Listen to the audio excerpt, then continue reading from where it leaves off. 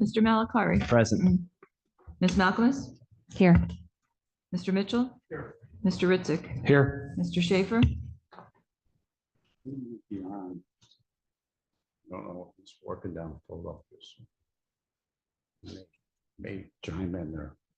I don't see him right now. I'll Okay. come back. Mr. Urban. Here. Mr. McGinley. Present. And Mr. Schaefer, are you on? I'll watch for him. Yeah, we'll just watch and see. If So you have can- 6 of 7 right now. Okay. First of all, we have some adjustments on the agenda. I asked Mr. Thornton if he could hold that, his presentation to a little bit later in order to have a little better time management. So as a result of that, number 5 also might be something that we will maybe not touch on as strongly as we would if Mr. Thornton was here. I see by John's presentation, he's going to talk about that a little bit, but I'm sure we'll have to spend some more time on that when Mr. Thornton arrives. Okay? Mr. Thornton is coming then? He's not coming. He's not. No, he is not coming, and that has an effect on number 5 on the agenda. Should we move the table?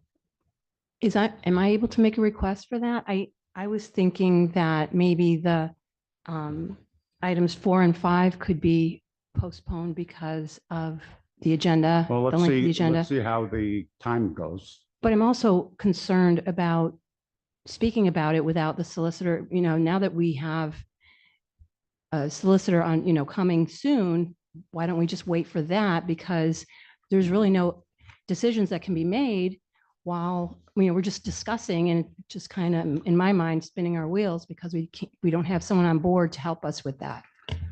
Well, all we're doing is discussion. We're not making decisions yet. And Mr. Right. Lombardo is going to be talking about that. So I think this is going to be a point of what we're going to be talking about this evening. Okay, we have a motion to approve the agenda. So moved. Second. Second. Roll call, please.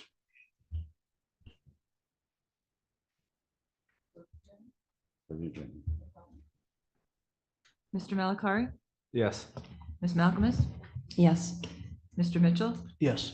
Mr. Ritzick. Yes. Mr. Urban. Yes. And Mr. McGinley. Yes. Unanimous. Okay, do we have anyone with requests to come to the podium this evening? Ms. Lawrence? No, but you have a hand up. Do we have anybody in the audience? Okay, we have a hand up, would you? Mr. Rabel. Okay. Mr. Rabel, you have the floor. Mr. Chairman, this is Mark Rabo of Hazleton speaking. Good evening, members of the Study Commission. I come before you tonight as the person who was affected by the conflicts, one of the conflicts within the Home Rule Charter in 2015 as I ran for Luzerne County Council during that year, that election year. And it had an impact, and it exposed, it opened the door really to other conflicts within the Luzerne County Home Rule Charter as it pertains to Article 8, it's on your agenda item tonight for authorities, boards, and commissions. As you well know, and Mr. Chair, you were present as well as Mr. Urban during that year, that municipal authorities under state law are considered by definition under case law rulings of the U.S. or of the Pennsylvania State Supreme Court as agencies of the state. So therefore, any language under that article that is within conflicts of the Municipal Authorities Act and the other authorities statutes under state law are by definition superseding the charter within that section. So those statutes would take precedence as it is stated under Article 9, Section 3, last sentence, that a municipal home rule charter shall not supersede the laws that apply throughout the Commonwealth, nor the Constitution, the state Constitution, at any time. So I would hope that the study commission would take that under advisement with their solicitor once that solicitor is hired. Also, with respect to Article 10 of your proposed bylaws, I strongly urge this commission to not, to take that language out, as it is in dire conflict, Mr. Chair, as you know from serving on the council, and Mr. Urban and Mr. Mitchell, that the fiduciary and budgetary duties of the council are, and the budget and finance director and the county controller are clearly defined within state law and under the state constitution under Article 9. Let me see, I think it's under Article 9, Section 9 of the Constitution. So I hope that the study commission would take that under advisement with the solicitor before passing that section within your bylaws. I hope and pray that there's no confusion or jumping the gun as has happened at the council meeting 2 Tuesdays ago. Thank you very much, Mr. Chair. Thank you. Do you have anyone else? May I ask a question of Mr. Rabo while he's still there? Sure. Mr. Rabo, the conflict you're referring to in 2015, do you have any detail you could offer the commission at this point on that, just so we are aware of what that conflict is? Apologies for not remembering. I can cite that for you because I was here and Steve was here. Matt wasn't there yet. Mr. Rabo was serving on the redevelopment authority and he wanted to run for council, and there's a provision in the charter you have to be 1 year away. So that was the conflict because of it was an authority, and he cited information about the authority today. But that was a provision in the charter, correct, Steve? Got it. Thank Okay. Okay. We have a motion to approve the minutes. Excuse me, Mr. Chair, I had my hand up. Walter. Oh, I didn't. Okay, I didn't. Okay. Yeah, I didn't know if Sharon saw it, but she probably did not. So on my public comment. TV first came on, so no. we Okay, didn't see no it. problem. No problem. I just wanted to catch you before you went too far. On the Okay. agenda items, I know you're going to be discussing the duties of council, section 2, along with other sections of the charter that are pretty important. So I would just want to give you some insight of some of the things that I think this commission should take a look at on section 2 specifically. Is in section 2, there's no provisions for a salary increase for council members or for any elected official. I would think this commission should consider possibly putting language in there where it's, because we all know the political fallout of asking for increases. This council's been working with an $8,000 salary since inception, and there's no provisions for them to get an increase. Not that anybody would want one, but some people who would get on there, obviously, if you're on there for a certain amount of time, $8,000, I don't think will go very far today that it did back 12 years ago. But because it's a political issue, it can't be addressed without the risk of obviously election fallout. So something to consider in the new charter as you consider things to be placed in there is how do we address that situation? Where you could possibly put language in there like once every 4 years, the increase of those salaries would be based on a percentage of whatever, but it's every 4 years. But just something to consider as you deliberate that section. The other issue that I have is there was something in there about the boards, authorities, and commissions and the ACE Commission. This council is the keeper of the keys for the ACE Commission policy. They have not met for over 2-3 years on addressing the issues of that commission. That could have been done without a charter draft or a charter amendment. So just keep that in mind, that that's not something that needs to be put in the charter about changing the ACE Commission. That's already in the charter. It just hasn't been followed through by members of council. The other item that I have is a penalty for not following the charter. There's no provisions in there. Our codification has not been done in this county for the county charter for over 9 years. And there's absolutely nothing that can be done to make that happen. We need to put penalties in there for council who does not follow the charter. And possibly we could get that addressed in the charter. And the other item is that we need clarity for the ordinance section of section 2. It has ordinances there and it says public hearings will be held if it deals with salary or not salary, but budgetary items like an ordinance of that nature. But we do have public hearings on all ordinances in the county, even though we're not required to do that. I would like to see us have an ordinance change that says if there's any ordinances of any kind, there's a public hearing for it, just like we do. But again, it's not required in the charter. And the last issue is There's nothing in the charter in section 2 that affords the council their own attorney. That is another thing that's a problem with this charter that has been addressed by council in the past, is they have no independent legal representation. And they need to have that. So you need to probably consider that type of language as well. Thanks, Mr. McGinley. I appreciate the opportunity to speak. Mr. Griffith, it would be Yes. very helpful, since it sounds like you have your list together, if you would send that to the members of the commission. And you're going to be a guest here next week, correct? Correct. So if you could do that, that would be very helpful, because I think you cited some things that we want to look at closely. So Sure. if you could do that, that would be super. I will, Mr. Griffith, this is- I will absolutely send it to the commission. Thank you. Thank you. Mr. Griffith, along with that, Yes. if you wouldn't mind giving us some examples of specifically referring to the penalties that you refer to, if you could cite some examples of what you're thinking to have a better understanding of your intent, that would be appreciated as well. Thank you. I could do that, Mr. Romanel. Thank you. All right. Back to the agenda. Motion to approve the minutes, please. So moved. Second. Second was Mr. Mitchell. All in favor indicate by saying aye. Aye. Any opposed? Any abstentions? None heard. Motion carried. Ms. Treasurer? There have been no interactions with the treasurer yet. Thank you. Okay, we have a series of interviews today. Like I said, we've been having difficulty trying to get all the people together. So this evening, we're going to spend time and talk to the two firms that submitted for the solicitorship for the commission. So I think Mr. Khan is first. Is that right, Ted? Yes. Okay. Mr. Khan, you want to come up to the podium so everybody can hear you and get a look at you? Make sure your microphone's on so that people on Zoom can hear you. I have a couple things I'd like you to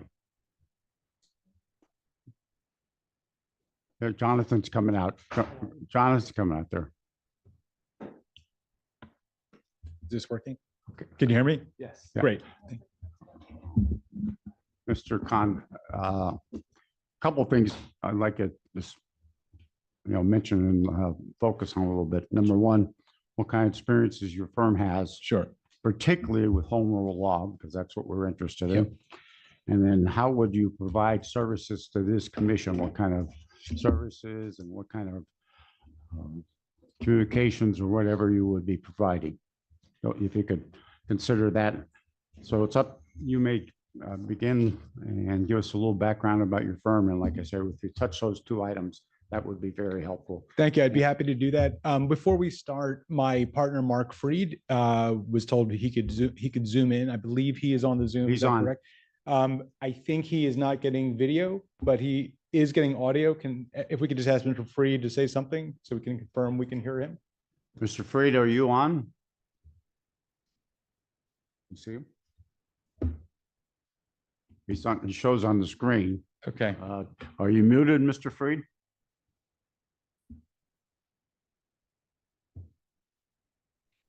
He's muted. All right, I Mr. think I might be unmuted now. Yes, you are. Okay. Okay, so I can actually, thank you, I apologize to the council. I can both see and hear, so I'm happy to add anything that council or Mr. Khan thinks is appropriate. Great. Thank you. Thank you. So You got the floor, Mr. Khan. Thank you, Mr. Chairman, and thank you, members of the commission, not just for the opportunity to speak with you tonight, but for your service. I know this is not glamorous or highly compensated work that you've all undertaken to do. And obviously, all of you came to this purpose because of your concern for your community and for good government. And we're really honored to have an opportunity to meet you and to offer our services if we can be of service to the commission and to the county. And by way of introduction, I'll speak broadly about our firm. Our firm, Curtin and Hefner, has been practicing for almost a century. We are based in Bucks County, but we have been serving clients throughout Pennsylvania and in particular public sector clients across Pennsylvania.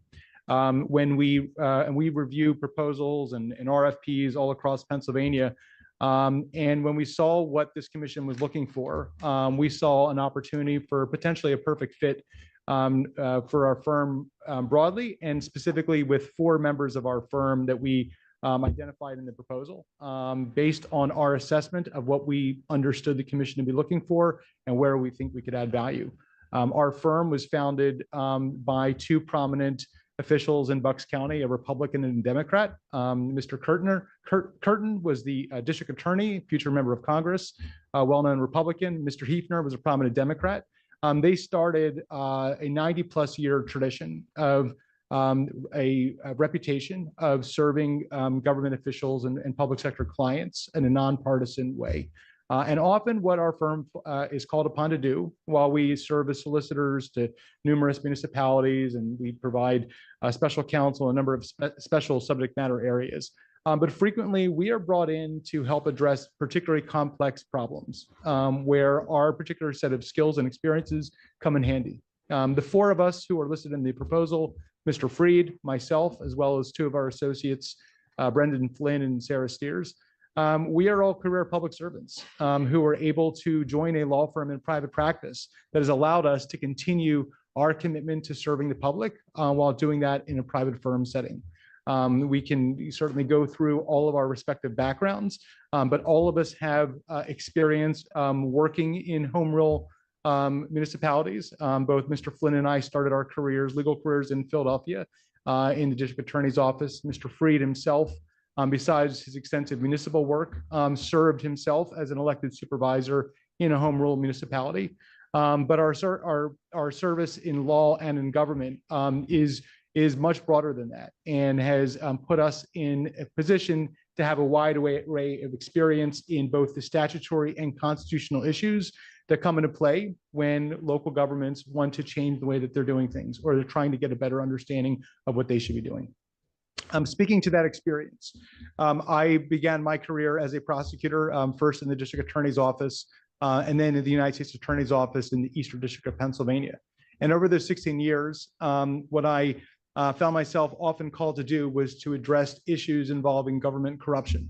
A lot of the work that folks in Northeastern Pennsylvania are most familiar with that I did involved corruption that we saw in the city halls of the cities of Allentown and the cities of Reading. And the good thing that we saw coming out of the work that we did, which was exposing that corruption, was the zeal for reform and the opportunity for new ideas and new reforms. And it is a particular passion of mine and others on this team to find these opportunities to provide that value. I am one of the members on this team with extensive experience in serving in transition capacities.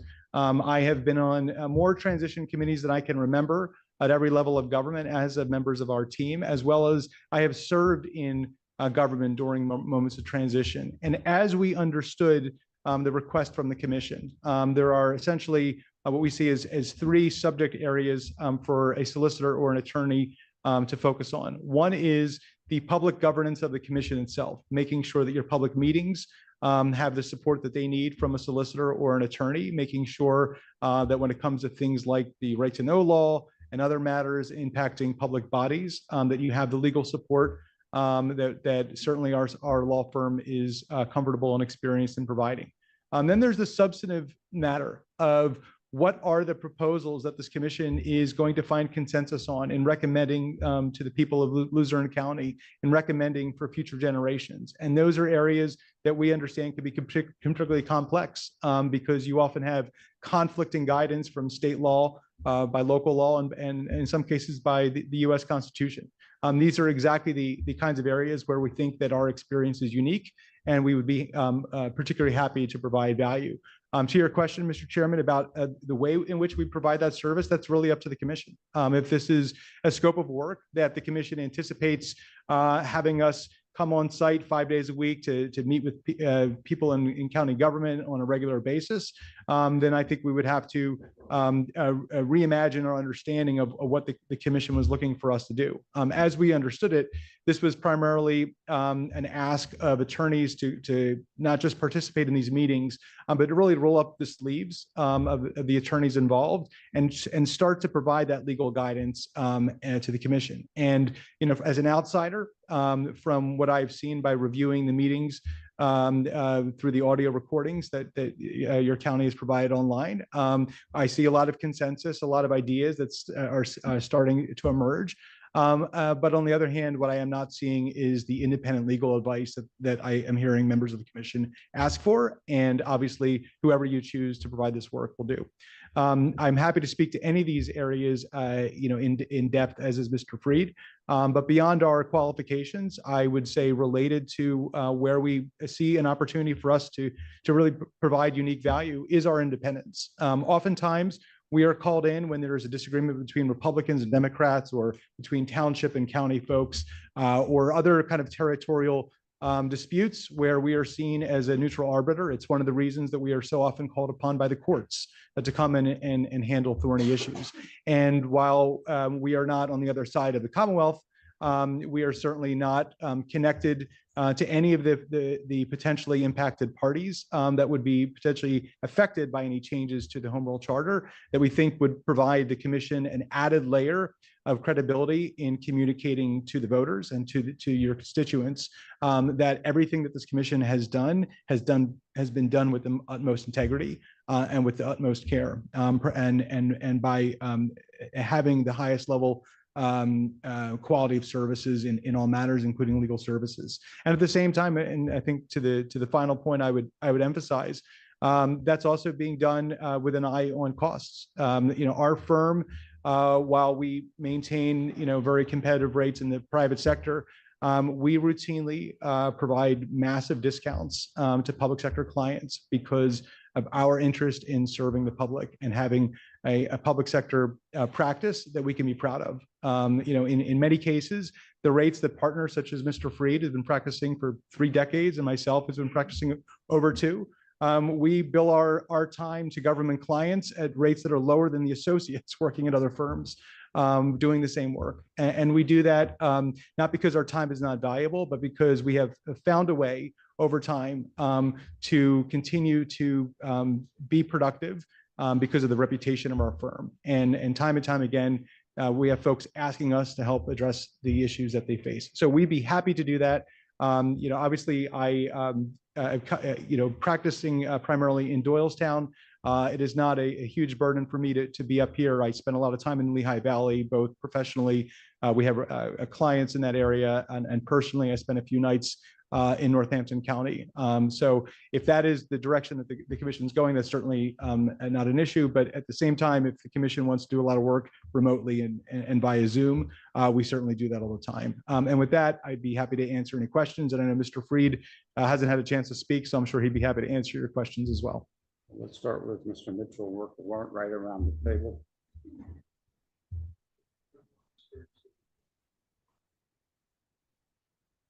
Yeah.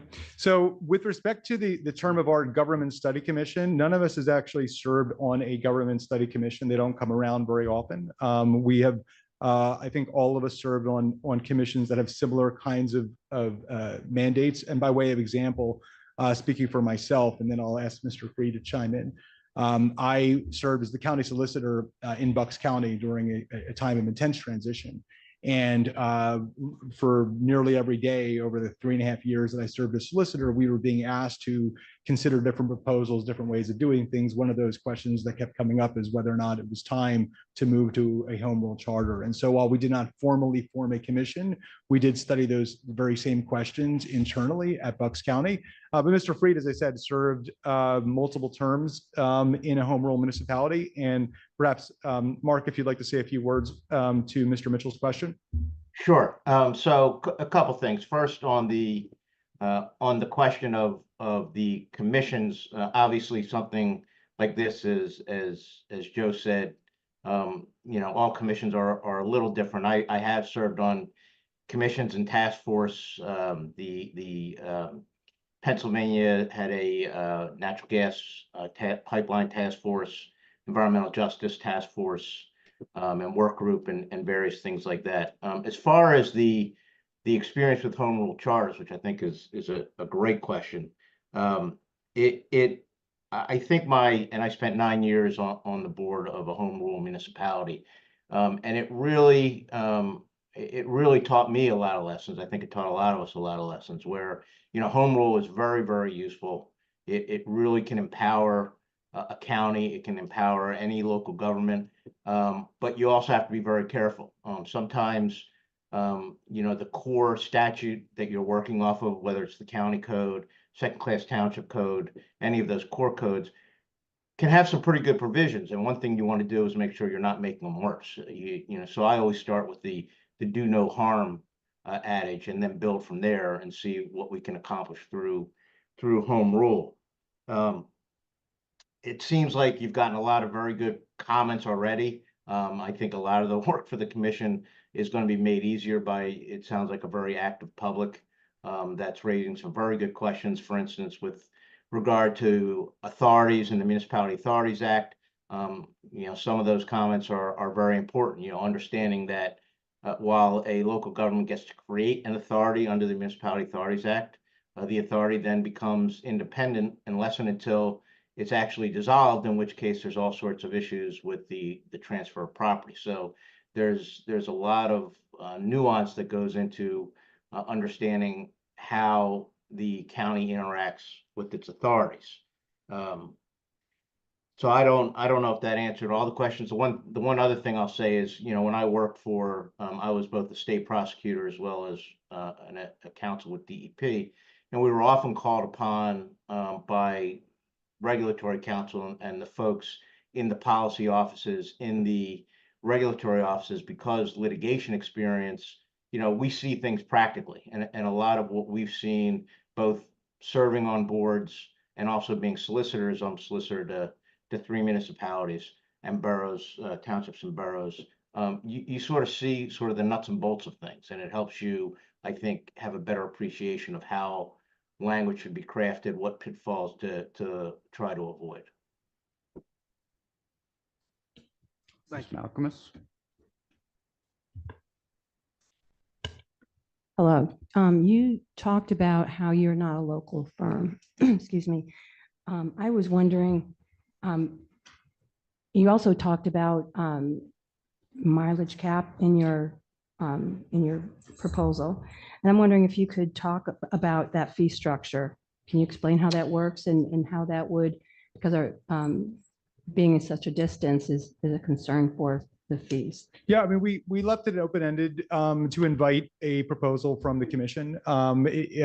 We did see the request suggest that appearing in person would be important at the meetings, and then we also, listening to the meetings, it was clear there was Zoom involved, and at the end of the day, travel time is really not a big part of our business model. And so really, we would invite the commission to just propose what it thinks is reasonable. In some cases, we have just, put a percentage discount on our travel time. In other cases, we've just put a flat, we will not exceed this amount, in a given month or a given year, and whatever works best for the commission. By way of example, if it made sense for the commission to set a dollar amount of a couple $100 over the course of a month and say you agree you're not going to exceed it, then we would make sure we made that work. But we go into all of these arrangements when we are asked to be engaged as counsel, really as partnerships with a level of trust, and there's as much a covenant as a contract where we want to be sincerely helping the client, and so we want an arrangement that works best for the client. Yeah. Mr. Ritzik. Hi, thank you for coming today. If you and Mr. Freed could elaborate on your workflow, as you have 4 people listed on this proposal. What do you see as the means of engagement? How are you going to interact with us? Through a point person? Are we going to be seeing a different one of you every so often? How is that going to work, or how do you envision that to work? At a high level, I would envision being your primary point of contact. And with respect to, an in-person presence, I would anticipate being the primary person.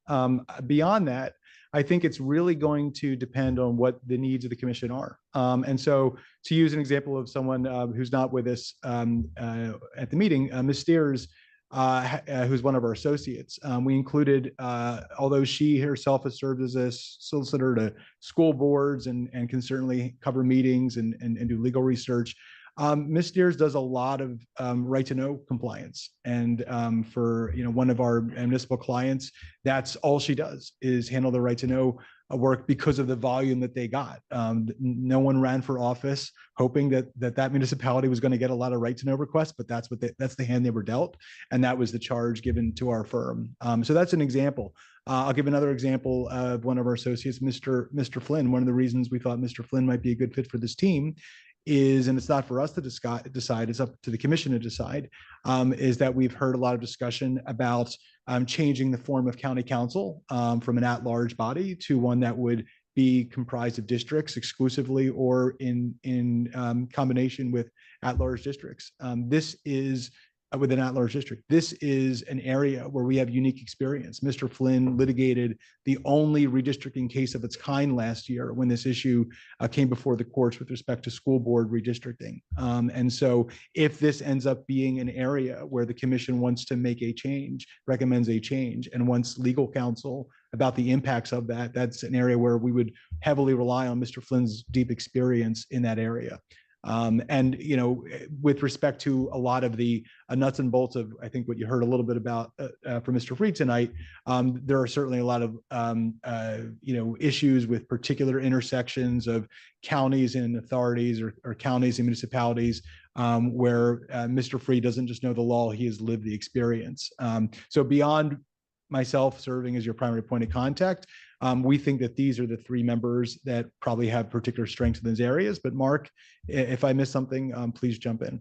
Yeah, thank you. I would just sort of amplify what Joe said a little bit. Our municipal group, one of the things we've really tried to do consciously, and one of the things that makes us unique is I think each of our municipal members, each of us who serve as solicitors, in addition to being municipal lawyers, also have our own expertise to go along with that. So for instance, two of our solicitors are also very accomplished real estate lawyers. So oftentimes when I have a municipal county issue, a township issue that relates to real estate or land use, I can pick up the phone and talk to them because they understand that unique intersection of local government law and real estate. My specialty, other than municipal law, happens to be environmental. Mr. Khan, and he mentioned Mr. Flynn, have specialties in election law. Mr. Khan also has a specialty in environmental. So, you know, we try to make sure, because, you know, county law is not, you know, it's not just one faceted. It's got a lot of different parts to it. It intersects with a lot of areas of law. So we've really tried to make sure that we've got that covered, you know, not just with the local government issues, but also with the specialties as well. Mr. Malakari. Mr. Khan, you guys have extensive experience, it sounds like. Can you give me an example of an issue, something complex that your firm has navigated, and give us some context here, perhaps with our commission, because as it's been known that this is a complex issue. It's very nuanced. So can you give us an example? Sure. I mean, it might be a good opportunity for me to expand a bit on the work that Mr. Flynn did in the school district redistricting case, because we cite that experience not just because of the applicability to where the commission may be going, but because of the intense scrutiny that was being placed on the school district at the time. There were audiences not just of the court, which was the primary audience, but also of the public. There was a school board election that was one of the most high-profile school board elections in the country happening at the same time. And this was an example of how our attorneys were able to be cool under pressure to go into an area that had not been charted before at all. Much of Pennsylvania's election law is relatively new, since a landmark case by the Pennsylvania Supreme Court back in 2018. And so dealing with the impact of the League of Women Voters case requires many of us to kind of figure things out as we go along. It's a lot of what I was doing when I was the county solicitor beginning in 2020, when we had for the first time Act 77 and all of the implications that came from that required us to, again, with intense pressure and intense scrutiny, in this case, the entire eyes of the country were on Pennsylvania and many times Bucks County, and to get it right. And speaking, you know, in a note of personal privilege, before I joined the firm, one of the things I'm most proud of was we not only did our work exceptionally well as lawyers for the county when I was in Bucks County, but we did that with the confidence of the public and of the political parties. And it was after that election that you had the chairs of the Democratic and Republican parties in Bucks County writing a joint op-ed saying there was no election fraud, there were no irregularities, everything was done fair and square. That, I think, is the hallmark of what you can expect if you ask our firm to provide legal services, notwithstanding the fact that people may be very passionate about their opinions and people may have differing opinions. You can count on us to give you an honest assessment and to go into, whether it's court or at a meeting like this, to explain a position. We are not going to wilt under pressure, and we're going to make sure that you have the independent counsel that you deserve as members of this commission. Yeah, and Thank if I can jump in on that a little bit too, a couple things come to mind. One is, and this is a little less exciting, I guess, but we worked on complete rewrites of local government ordinances, which is it seems along the lines of some of the things we'd be looking at here. We've actually recently been engaged by a municipality to help them rewrite a zoning code or a zoning provision for one of their districts that they're trying to rework and rewrite. As far as more complex things, I mean, the one thing that comes to mind for me recently is some of the natural gas pipeline issues that have come up. We were engaged as special counsel to a county in southeast Pennsylvania, and we were, aside from the litigation aspects of it, we were asked to counsel on, there was a PUC overlay. We had to work with the PUC. We had to work, help the county navigate the PUC. There were policy decisions to make. There were, working with the emergency management and how emergency management was to prepare and respond to, potential issues, public notice. And we were called in along the lines of some things that Joe mentioned. These were not these were not issues that didn't, I'll say it this way, these issues did raise a lot of controversy and got a lot of people upset, and we would be called in by the commissioners to actually, at the public meetings, to actually explain what's going on, what we thought, what we were recommending, what we were doing, to help be a voice for them, so that the public could understand what was being done. And at the risk of going on too long, if I could offer one example from my own personal experience that I think, again, speaks to where we think we can provide a lot of value. In Bucks County, we passed a number of first of their kind county ordinances on things like the sale of used cars and the regulation of massage parlors to stop human trafficking going on. These were both issues where, at the end of the day, these ordinances were passed with bipartisan support unanimously and with broad public support. But that didn't happen by accident. Part of what we did as lawyers in my law department was to figure out what needed to be done on the ground to anticipate where the areas of controversy might be, so we could provide guidance and advice to our bosses, the commissioners, so that at these meetings where these ordinances were brought up, there were members of the public who had been consulted about the ordinances, about the impact, and were advocating. We had a proprietor of a massage parlor advocating that we regulate his industry, right, at that meeting. And it's that ability to see around corners to provide the advice that we think our clients deserve, that we think we can provide particular value. Thank you. Mr. Urban. Thank you for coming in tonight. Were you the chief solicitor of Bucks County at one time? Yes. Okay, so you have a lot of municipal experience in the county then. That's a good thing. Has your firm ever done any work for Luzerne County at all? Not to my knowledge. We have been around for 92 years. Okay. So it wouldn't surprise me if at some point the firm did represent Luzerne County, because we have represented municipal clients all over Pennsylvania. But we could not find any recent examples in the last 10 or 12 years. And we certainly have no active representations in the county. Okay, thank you. With the county, yeah. I mean, I think most of my colleagues have asked most of the important questions tonight. So thank you. Thank you. Mr. Schaefer, you're on the Zoom. Can you hear us, Mark? He's got his hand up, so he must be able to hear us, right? Hi, can you hear me now? Yes, we can. Go ahead, please. Okay, perfect. I just wanted to ask, how would you plan on ensuring clear and effective communication with the commission, the public, and county officials throughout the process? I think this kind of underlies some of the concerns of the fellow commission members around like commuting and distance. What would your communication plan be with the commission and the public?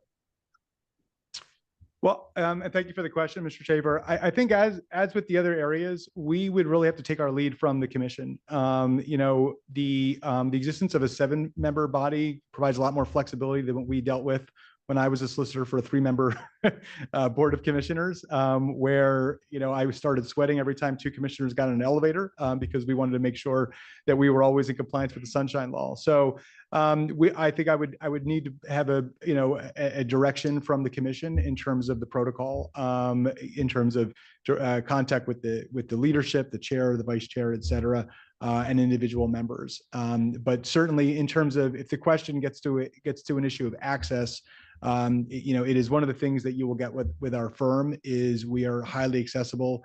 I've never heard of a client saying that, I've been waiting days or weeks to hear back from our attorneys. We are very, very responsive. And the minute that we are your attorney, your issues and your problems are our problems and our issues to address.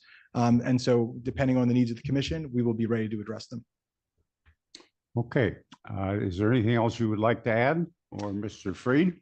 I'll defer to Mr. Freed because I think I am at my 25 minutes. But Mr. Freed, if you have anything else you want to say to sum up. I just want to thank the commission for having us and appreciate the time. Okay, thank Mr. you Khan, again. Thank Appreciate it. you. And very good. We appreciate all your time and effort, and we'll be reviewing this and making a decision shortly. Great. It's my pleasure. Thank you. Thank you.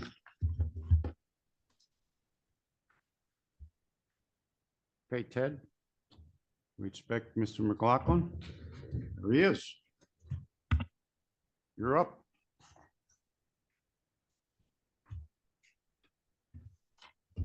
Things I'd like to touch on during your presentation introduction, what your firm experiences are, particularly with the home rule law, and how would you provide service to this commission? What kind of conduits would you be using to provide those services? Okay. Thank you. Good evening, ladies and gentlemen of the commission, Mr. Chairman, Mr. Vice Chair. Thank you for the opportunity to addressing this body here today and the opportunity to serve as a solicitor of this commission. So I'd like to reserve as much time as I can to field your questions, but as we laid out in our response to the RFQ, our firm and specifically myself, we have a lot of experience in the area of municipal law, serving as solicitors to a variety of governmental and non-governmental entities, including municipal authorities, school districts, municipal governments such as the city of Wilkes-Barre, and even Luzerne County government in a lot of litigation matters. Specifically within those litigation matters for Luzerne County, issues regarding the Luzerne County Charter have come up repeatedly in those cases, both past, present, and I suspect in the future, if this charter remains in effect and remains not amended. So I've been tasked in these cases to sort of as an extension of the Office of Law at times to defend the provisions of the county charter, to apply the county charter in real world scenarios. Most especially, there's a case pending right now in federal court. It's a federal civil rights case that's still pending, so I can't say too much about it. But one of the issues in that case that has been brought, it's related to the November 8th of 2022 election, which I'm sure everyone is well aware of what happened in that case. But one of the issues is there are 2 entities that have been named in that case, one being the Luzerne County Board of Elections and also the Luzerne County government and the Bureau of Elections. Central to that case, or one of the issues in that case, is the division of responsibility between the Luzerne County Board of Elections and Registration and the Luzerne County government and the Luzerne County Bureau of Elections. We are defending both entities in that case. So I'm quite familiar with how to interpret provisions of the charter, defend the existing charter, and apply the charter to these real world scenarios in both intense litigation environments and also from time to time when called upon to support the Office of Law on special issues that may arise. Secondarily to that, even beyond serving as a lawyer, as I laid out in my CV and my credentials, I've actually worked in municipal government. I've worked for the city of Wilkes-Barre for 4.5 years before I became a lawyer. I went back to school in my late 20s to get a degree from the Dickinson School of Law. The city of Wilkes-Barre is itself a home rule charter municipality. So as a high-ranking official within that municipal administration, on a day-to-day basis, it's a different charter, but the same fundamentals still apply. The same understanding of the city of Wilkes-Barre charter, what we could do, what we had to do, what we had to go to council for, what needed council approval, what did not need council approval, whether or not there were provisions of the charter that conflicted with state law, which is directly at issue here on some of the issues that have already been brought before this commission. I, on a daily basis, live those issues. I think what I myself bring to this solicitorship is I've actually served in the county government. I was a assistant district attorney for nearly 6 years. I resigned my part-time position last year and have been working pro bono on several high-profile cases to kind of finish out my service. But as a county employee, I received training in the Home Rule Charter. I received training in the Accountability and Ethics Code for 6 years, day in and day out. I had to make sure that my performance in this job not only conformed to what my superiors expected and the rules of professional conduct as an attorney, but also the county council and the county administration, ensuring that I had a full understanding of what the charter demanded of each and every employee. I've lived in this community. I didn't grow up here. I wasn't born here. I grew up in Northeast Philadelphia. I came here to King's College and graduated in 2009. And then shortly thereafter, I came back here and took a job in the Wilkes-Barre mayor's office, met my wife, and now we're raising our family here. So I've now lived in Luzerne County longer than I've ever lived in Philadelphia or anywhere else. This is a community where I'm raising my family that I want to spend the rest of my life in. And I've a vested stake in making sure that this government is the best it possibly can be, that we're giving a thorough look to how this county charter could be revised, changed, amended, improved, or stay the same. So I've, on a daily basis, whether it's going to the grocery store, talking to people at, Little League practice or soccer fields, I'm in and among this community. I've been here from the beginning of when this charter was originally debated, when it was proposed, when it was adopted, how it's been implemented over the last 12 years. So I can hit the ground running.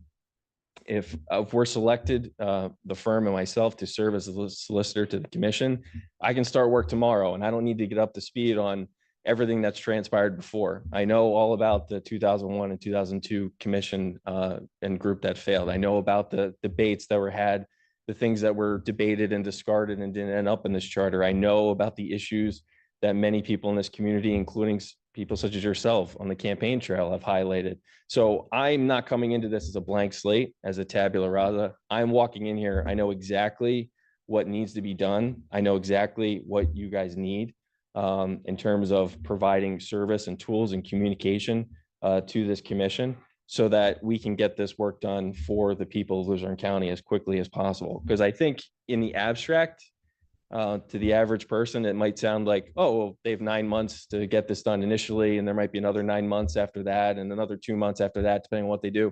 I know that sounds objectively like a long time, but it's really not.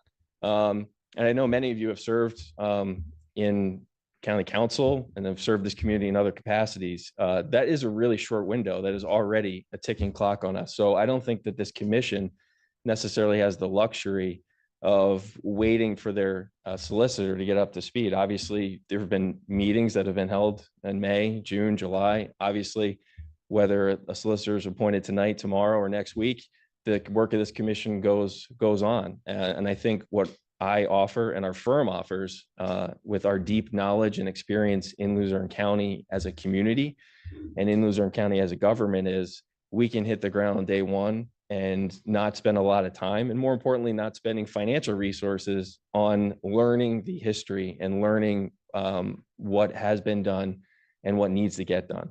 So with that, I'll throw it open for questions. Thank you. Mr. Irwin, let's go the other way this time. You're first.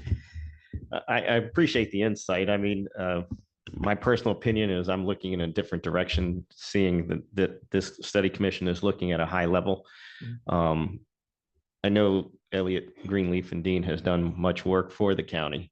I'm just trying to look at this objectively, you know, and not have somebody come in with a little bit of bias, or although you've litigated many cases, I just think, in my own opinion, and we need to go in a different direction, you know, have an outside fresh set of eyes looking at this charter.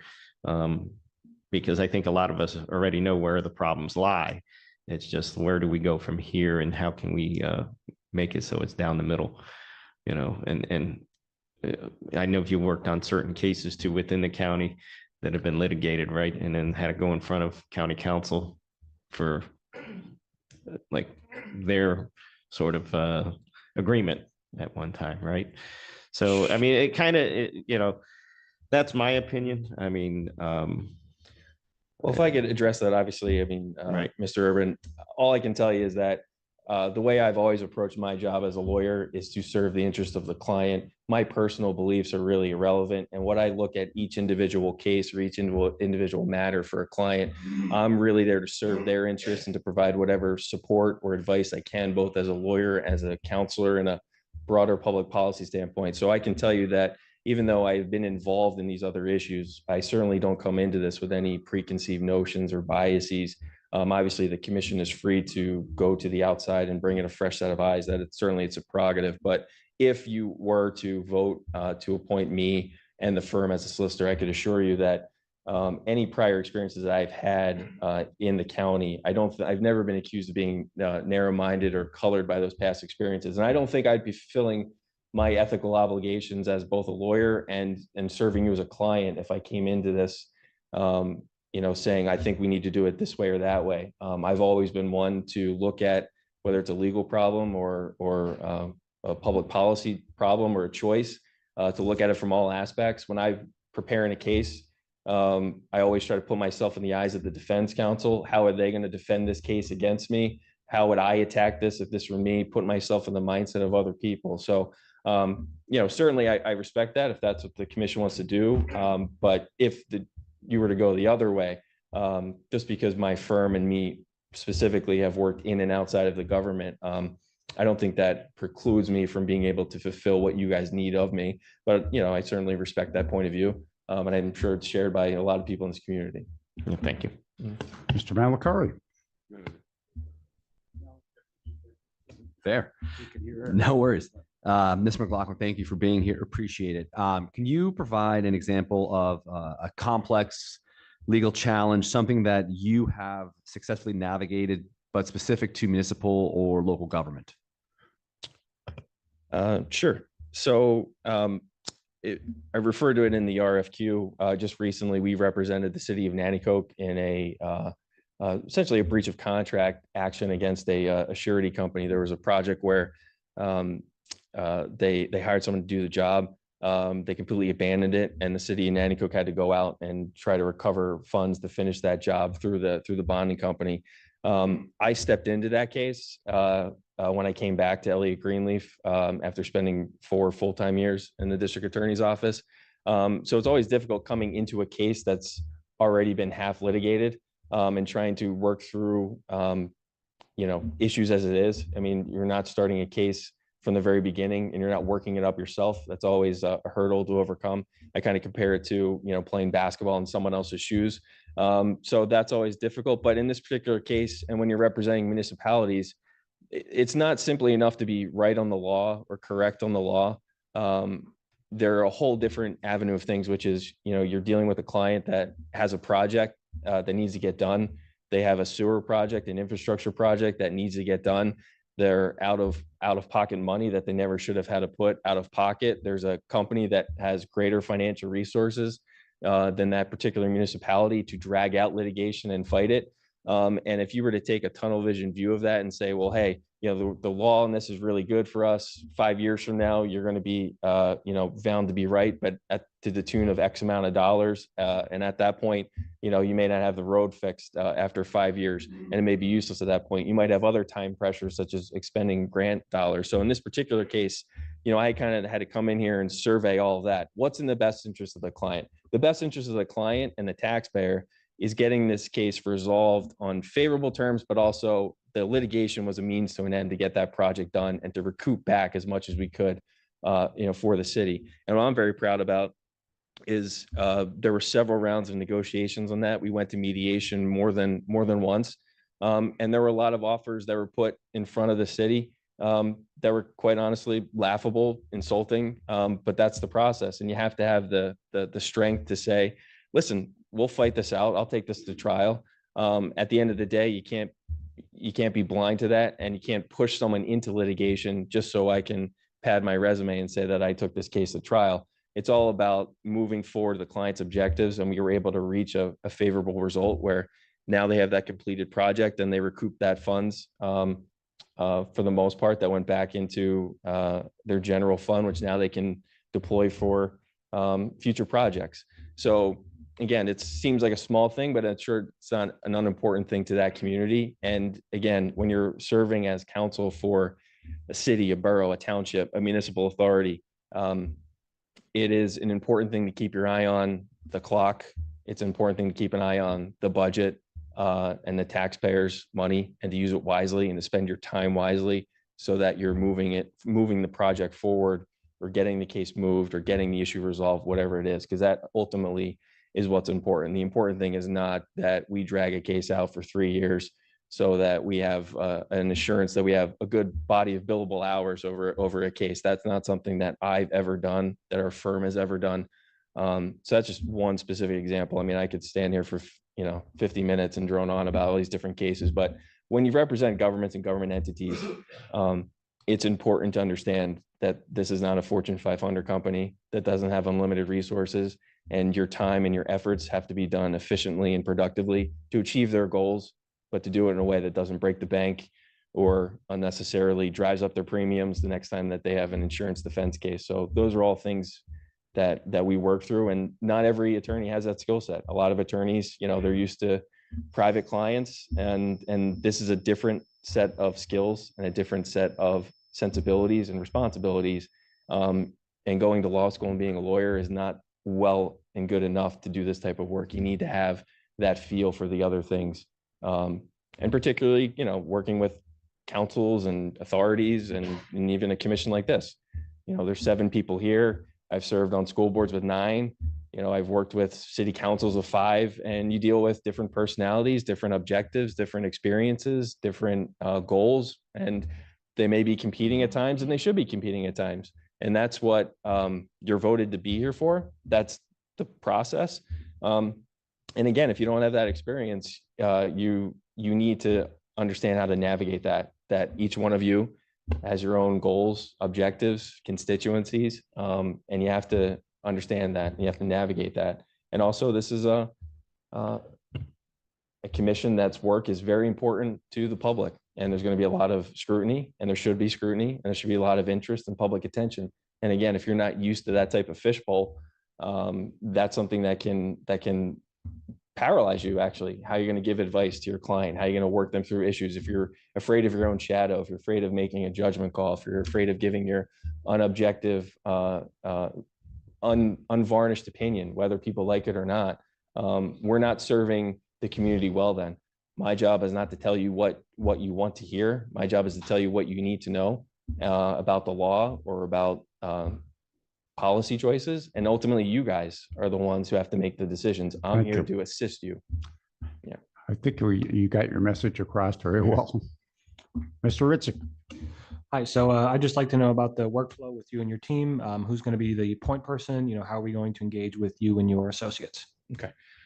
So first and foremost, as I kind of laid out in the RFQ, and just to make it clear, obviously the firm would be the appointed solicitor, but I want to make it clear that I would be not just a figurehead. I will be not only I am the managing shareholder for the regional office up here, but I will be the solicitor. Obviously, if I'm sick or scheduling conflict comes up, we'll try to work around that. But believe me, I'm not here to to snatch the solicitorship and then you never see me again. And then all you see is our associates. Now, we have great associates and they're great support for the work that we need to do. And relying upon your associates at times can have benefits for, the litigation budget and things like that. So I'm not speaking down of any of my associates by any means, but I'm here because I want to serve this community. I want to see this commission succeed, and I'm here so that I can be a part of this process. This is not a process that comes up often. I'm here because I want to serve my community. That's done a lot for me, and I want to give back. So I assure you that if we are selected, you will see a lot of me. In terms of communication, these days, any good lawyer is attached to their cell phone, which obviously I get yelled at all the time by my son and my wife. But this is a 24/7 job, and particularly when I said about the tight time frame. This case, if this solicitorship is awarded, this is a high priority for many reasons, not just its importance to the community, but again, that tight time frame. So I will be available 24/7. I'm used from the DA's office being on call at 3 o'clock in the morning when County 911 picks up the phone and wakes you up. But I trust that won't happen often, but you'll be able to call me. I'll be responsive. Obviously, if we're appointed, we'll talk about how to organize communication so that we're not going off on 7 different ways. And there's a good workflow and we're not spinning our wheels doing research that any one particular member wants, but isn't directed by the whole group. But certainly I would tell you that you call me, email me, text me, grab me down. Our office is right above Circle Sandwich Shop. Come down at 12 noon most days and they're getting a sandwich, stop me on the street. I think what our office offers too is we're here. Not to speak bad about any attorneys who may be out of the area, and Zoom and technology is great. But one thing we can offer is my office is just downtown. I live 10 minutes over the river over in 44. If something comes up urgently, if there's a meeting, if anything comes up at all, I'm just down the street or I'm just over the river. I can be here. I will be here. I will be present. And believe me, this is not something where I intend to snag the solicitorship, hang the star on the Christmas tree, and then you never see me again. So I'm here because I will serve as your solicitor. Certainly the circumstances come up sometimes where we have to work around that. And certainly I intend to use my associates when we can, but believe me, if you have a question that needs to be researched, I've always been the type of attorney that I like to dive into it myself. I want to see it myself. I want to review it, analyze it, mull it over myself. I don't like just to rely upon information, secondhand and thirdhand. Thank you. Ms. Malcolmus. First, I want to say how awkward my position is. I can't look at you and talk into the microphone at the same time. While I appreciate your familiarity with the county, I tend to agree with Mr. Urban. So my question is, what specific steps would you take to ensure that you could be impartial and that you wouldn't have any connections to Luzerne County that would be counterintuitive to us as an independent study commission? Sure. So one thing I can tell you is that my duty is the client is Luzerne County. So in the matters that our firm currently represents Luzerne County in, Romilda Crokermo is not my client. Harry Skeen is not my client. County counsel is not my client. My client's Luzerne County and the people of Luzerne County. Now, I certainly represent them through the people who hold those elected and appointed offices, but I do not have any personal loyalty to any of those individuals. My duty is to the law. I take an oath to provide candid and professional work and advice to those individuals. And going forward, I don't really see that being as a major problem. I know that the district attorney obviously has been very vocal in public about the changes that he would like to see in the charter that pertain to that office. Certainly, I can tell you one thing that I was hired by Stephanie Salavantis, now Judge Salavantis. I certainly work for Sam Sanguadolce. But again, we're not personal friends. We don't socialize or anything like that. And again, I would never surrender my professional judgment to any one individual or for the benefit of any one individual. I've not been employed there technically since last summer. I have one remaining murder case that I was employed in to finish. That's moved to January. And that really speaks to not necessarily my loyalty to the office, but my loyalty to victims of crime that I've been with these cases for a while. And I just could not look people in the eye and say, hey, I got a job in the private sector. I'm leaving this case behind. So the district attorney has appointed me to finish these cases. I've not drawn a salary. I have no financial entanglements with the county. And I want to finish that case because of pledges and promises I made, to the victims' families. That's the type of person I am. I wanted always to serve this community, and I've never taken into consideration financial benefit or service contingent upon that. So again, certainly I can respect that. If that's your point of view, that you want someone who has no entanglements to the county whatsoever, that's a perfectly legitimate point of view. All I can tell you is that if I were to be appointed solicitor, I would serve this commission and these members and the people of Luzerne County, and at every step of my career, either assistant district attorney, litigation counsel for the county, or if I'm solicitor for this, the ultimate person that I'm working for are people that usually I've never met, and that's the people of Luzerne County. Thank you. Mr. Mitchell. Mr. McLaughlin spoke extensively on his experience with the county home rule charter and his municipal law, so I don't have any further questions. Thank you for coming today. Mr. Schaefer. Yeah, I sort of wanted to focus in on what Mr. Urban and Ms. Malcolm has talked about. I understand you say that it's not about the money, but you have to understand the clear perception here that attorneys are supposed to avoid even a resemblance of a conflict of interest. And in this instance, your employer has previously employed the current county manager. You are still working for the DA who came here, a week or two ago and gave a very passionate, clear legal argument. And it was his legal argument as the DA of the county. So if the DA of the county has given his own legal opinion and you, as someone still consulting with the DA's office, comes and contradicts that, how can any of us expect that you will not consider that, how that could relate to your current continuing to work on this case? Because I believe you are passionate about helping these people, and if being able to help these people is conditional on reaching the kind of conclusions the DA reached, then I think that's a clear conflict of interest that we really can't tolerate as a commission. And I think that entanglements as you said, entanglements is the correct word, that these are pretty clear entanglements that, no offense to you personally, but I just don't think someone with those kind of entanglements can work for our commission. So I just want to say, how could you avoid these entanglements that are clearly there? Well, first and foremost, this is not something that, again, that Sam Sanguadolce and I, consult about. I'm not here carrying water for him. And believe me, the first person who would be surprised to hear that I think exactly like Sam Sanguadolce on anything would be Sam Sanguadolce. He certainly hires people and employed people, and he promoted me and he's cultured an office, regardless of party, people that think independently and people who follow the edict of the law. So again, nothing I can do about my resume, and I'm not going to apologize or run away from it. I'm proud that I served in the district attorney's office. I'm proud that I worked for both Stephanie Salavantis and Sam Sanguadolce. This commission and these commission members, you are perfectly free to use any criteria that you want. And I don't judge that, and I respect that. All I can tell you is that this is not something I have a duty as a lawyer to advise my client, protect confidentiality, have a duty of candor to you as the client. And lawyers do not gossip around the water cooler.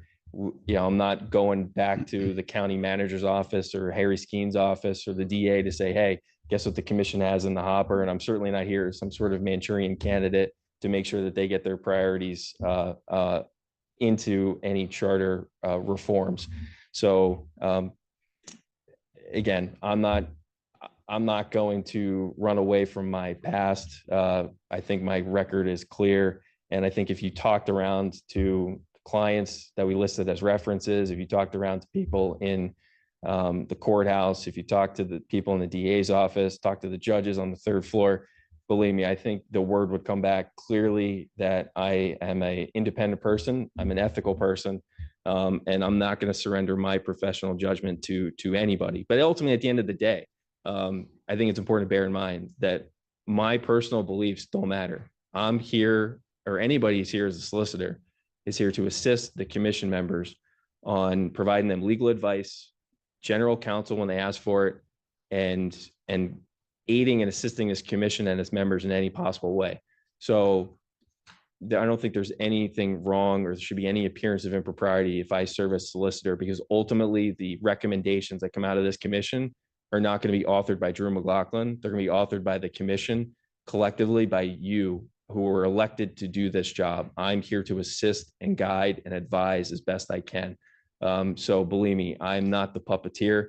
And I know all of you well enough and your backgrounds well enough to know that if I tried to do that, if I tried to foist an agenda in this room, I would be fired quicker than I was appointed. So again, I respect all of you. I hope and trust and look forward to the opportunity to serving as your solicitor.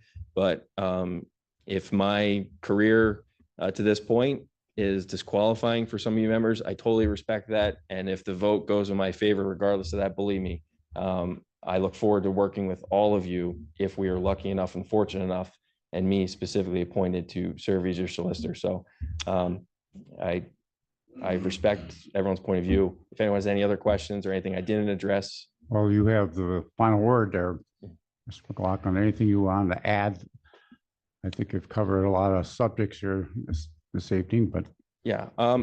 In closing, I just wanted to reiterate that, again, my whole career has been about service. And I just want to convey to all of you that I've always felt a deep sense of pride that this community has embraced me. Reminds me of the old saying that there's no zealot like a convert. I didn't grow up here, but there's a lot in this community and the people in this community that remind me of the neighborhood that I grew up in Northeast Philadelphia. I'm extremely proud to live here.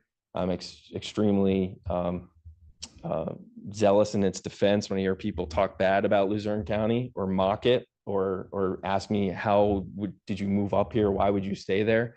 I think this is a good community full of great people. I'm proud to live here. I'm proud to raise my family here.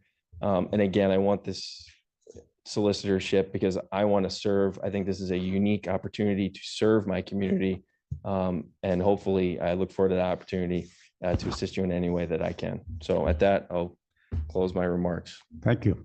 Thank you for your time. Thank you for your presentation. We appreciate it very much. Thank you. Mr. Lombardo, you're up.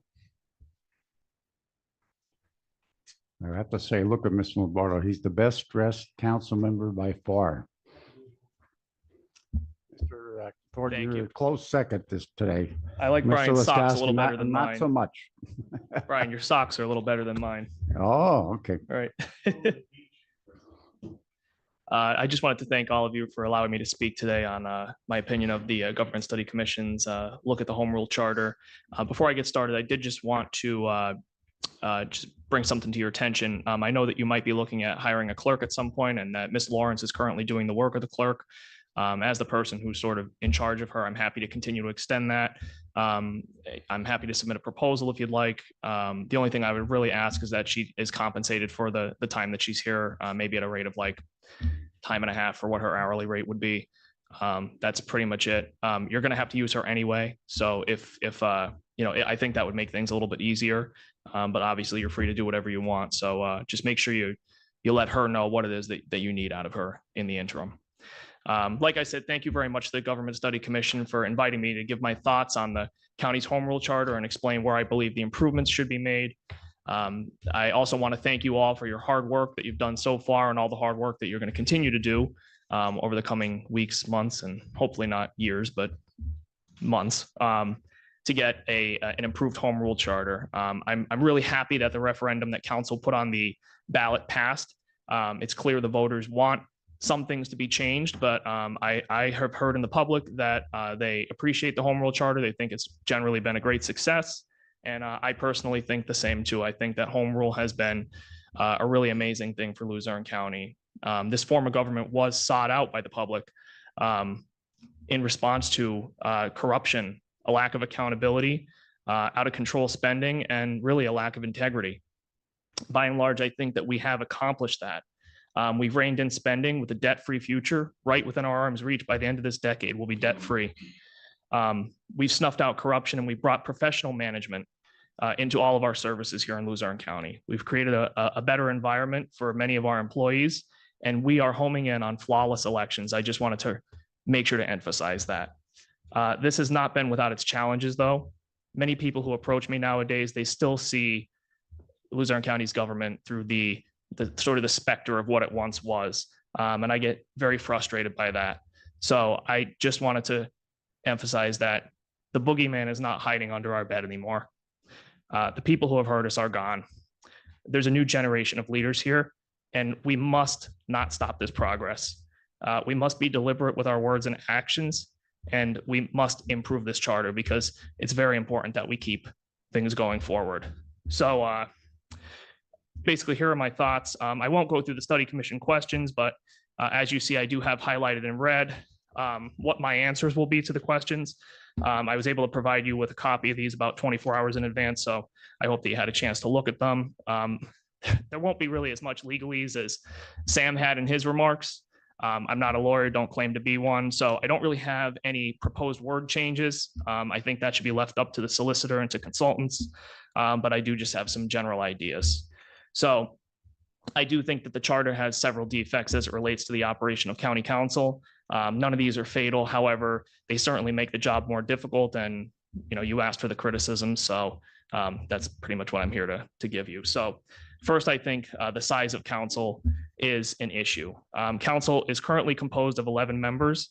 I believe that is too many. The late Honorable Judge Jim Haggerty, who was the chairman of the previous Government Study Commission, is quoted as saying that the 11-member council was created to dilute a concentration of power and also to separate the political from the professional managers. While I agree with the sentiment of the dilution of power, I think that was already accomplished by the creation of the manager council form of government. So unlike the commissioners, council members, we don't have the ability to interfere in day-to-day operations of the government. That's spelled out in section 2.17, the non-interference section of the charter. Every action of council must be in the form of an affirmative vote of the majority of its members at the very least at a public meeting. It's always held at times where the public can readily attend it. That's listed out in section 2.08. And that's something that we have always followed as far as I'm aware. And the only employee that we actually have jurisdiction over is the county manager. The only exception to that is myself as the chair, who is basically in charge of the clerk of council, as I said before. So I don't really think that the number of members matters so much for the purpose of that dilution of power argument from 14 years ago. I also found that it really is like herding cats, trying to gain consensus on council. I know the three of you that have been on council probably agree with me.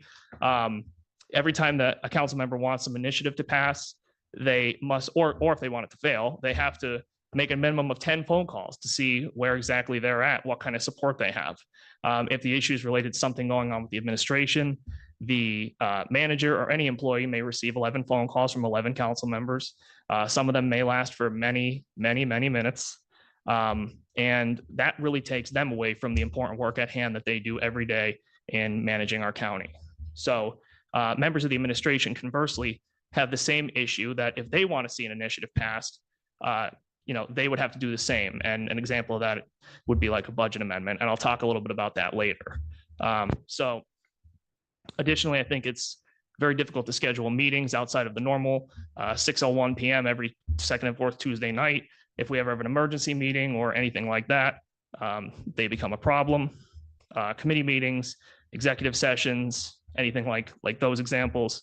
It's very hard to juggle the availability of the 11 members. And I think that this is also a byproduct of the notion that we're a part-time council. So, I can understand if people ask questions saying, well, a state rep can do that. What about the 203 people they deal with? But as a part-time council, we don't have the time and certainly don't have the ability to put in that kind of effort. I think that the interaction with the public is also kind of difficult as it relates to having 11 members. Many of them don't really know who to contact if they have a concern. They become frustrated when they don't get an answer to the questions that they want. Sometimes they email us. They'll send all 11 of us an email. Sometimes they send just the chair an email. Sometimes they reach out to one council member, or maybe they reach out to 3 council members. They get 3 different answers. So I think that people also refer to us as an oversized school board. And you know, I understand that argument. I understand that the sentiment made in the argument for the 11-member council, but I think it's been very cumbersome when actually put into practice. So I believe that section 2.10 should be amended to reflect a council composed of either 5 or 7 members. My personal preference, I would say, would be 7. I feel that this is a way more workable number, either of those 2, and it still gives a significant opportunity for representation for all residents of the county. Additionally, I'm opposed to the creation of districts for county council. I think it encourages parochialism, and I think it would be very difficult to draw districts which are equally representative of every part of the county. And I believe it would also add to confusion to an already confused electorate when they're trying to vote in their legislative district, in their school district, in their city ward, in their Senate district, their congressional district. They have to remember all kinds of numbers. And again, like I said, I just don't see a way where we can make an equally representative district boundary. But if there is a proposal that has one, personally, I would support it, but I don't see how that can be done. Next up, I have inconsistencies with the authorities, boards, and commissions. This is pretty important. I sat as the chair of the ABC committee as the vice chair of council for 2 years. So I got a firsthand experience of a lot of these issues. So Article 8 of the charter provides that county council is responsible for the appointment of the members of the authorities, boards, and commissions of Luzerne County, along with their oversight. There are numerous restrictions on those who may be eligible to sit on ABCs, and while they may have been appropriate through the lens of this charter's inception, I don't think that they work in practice any longer. There are a lot of inconsistencies within this article that I think must be addressed. For example, eligibility. In 2016, there were 5 charter amendments placed on the ballot. One of them involved the ability of individuals with county contracts to serve on authorities at council's discretion so long as they disclose the existence of said contract. Another involved the same change, but for boards and commissions. The one for authorities was the only one that passed. This makes very little sense structurally for us, and logistically, it's an issue when we're making the appointments.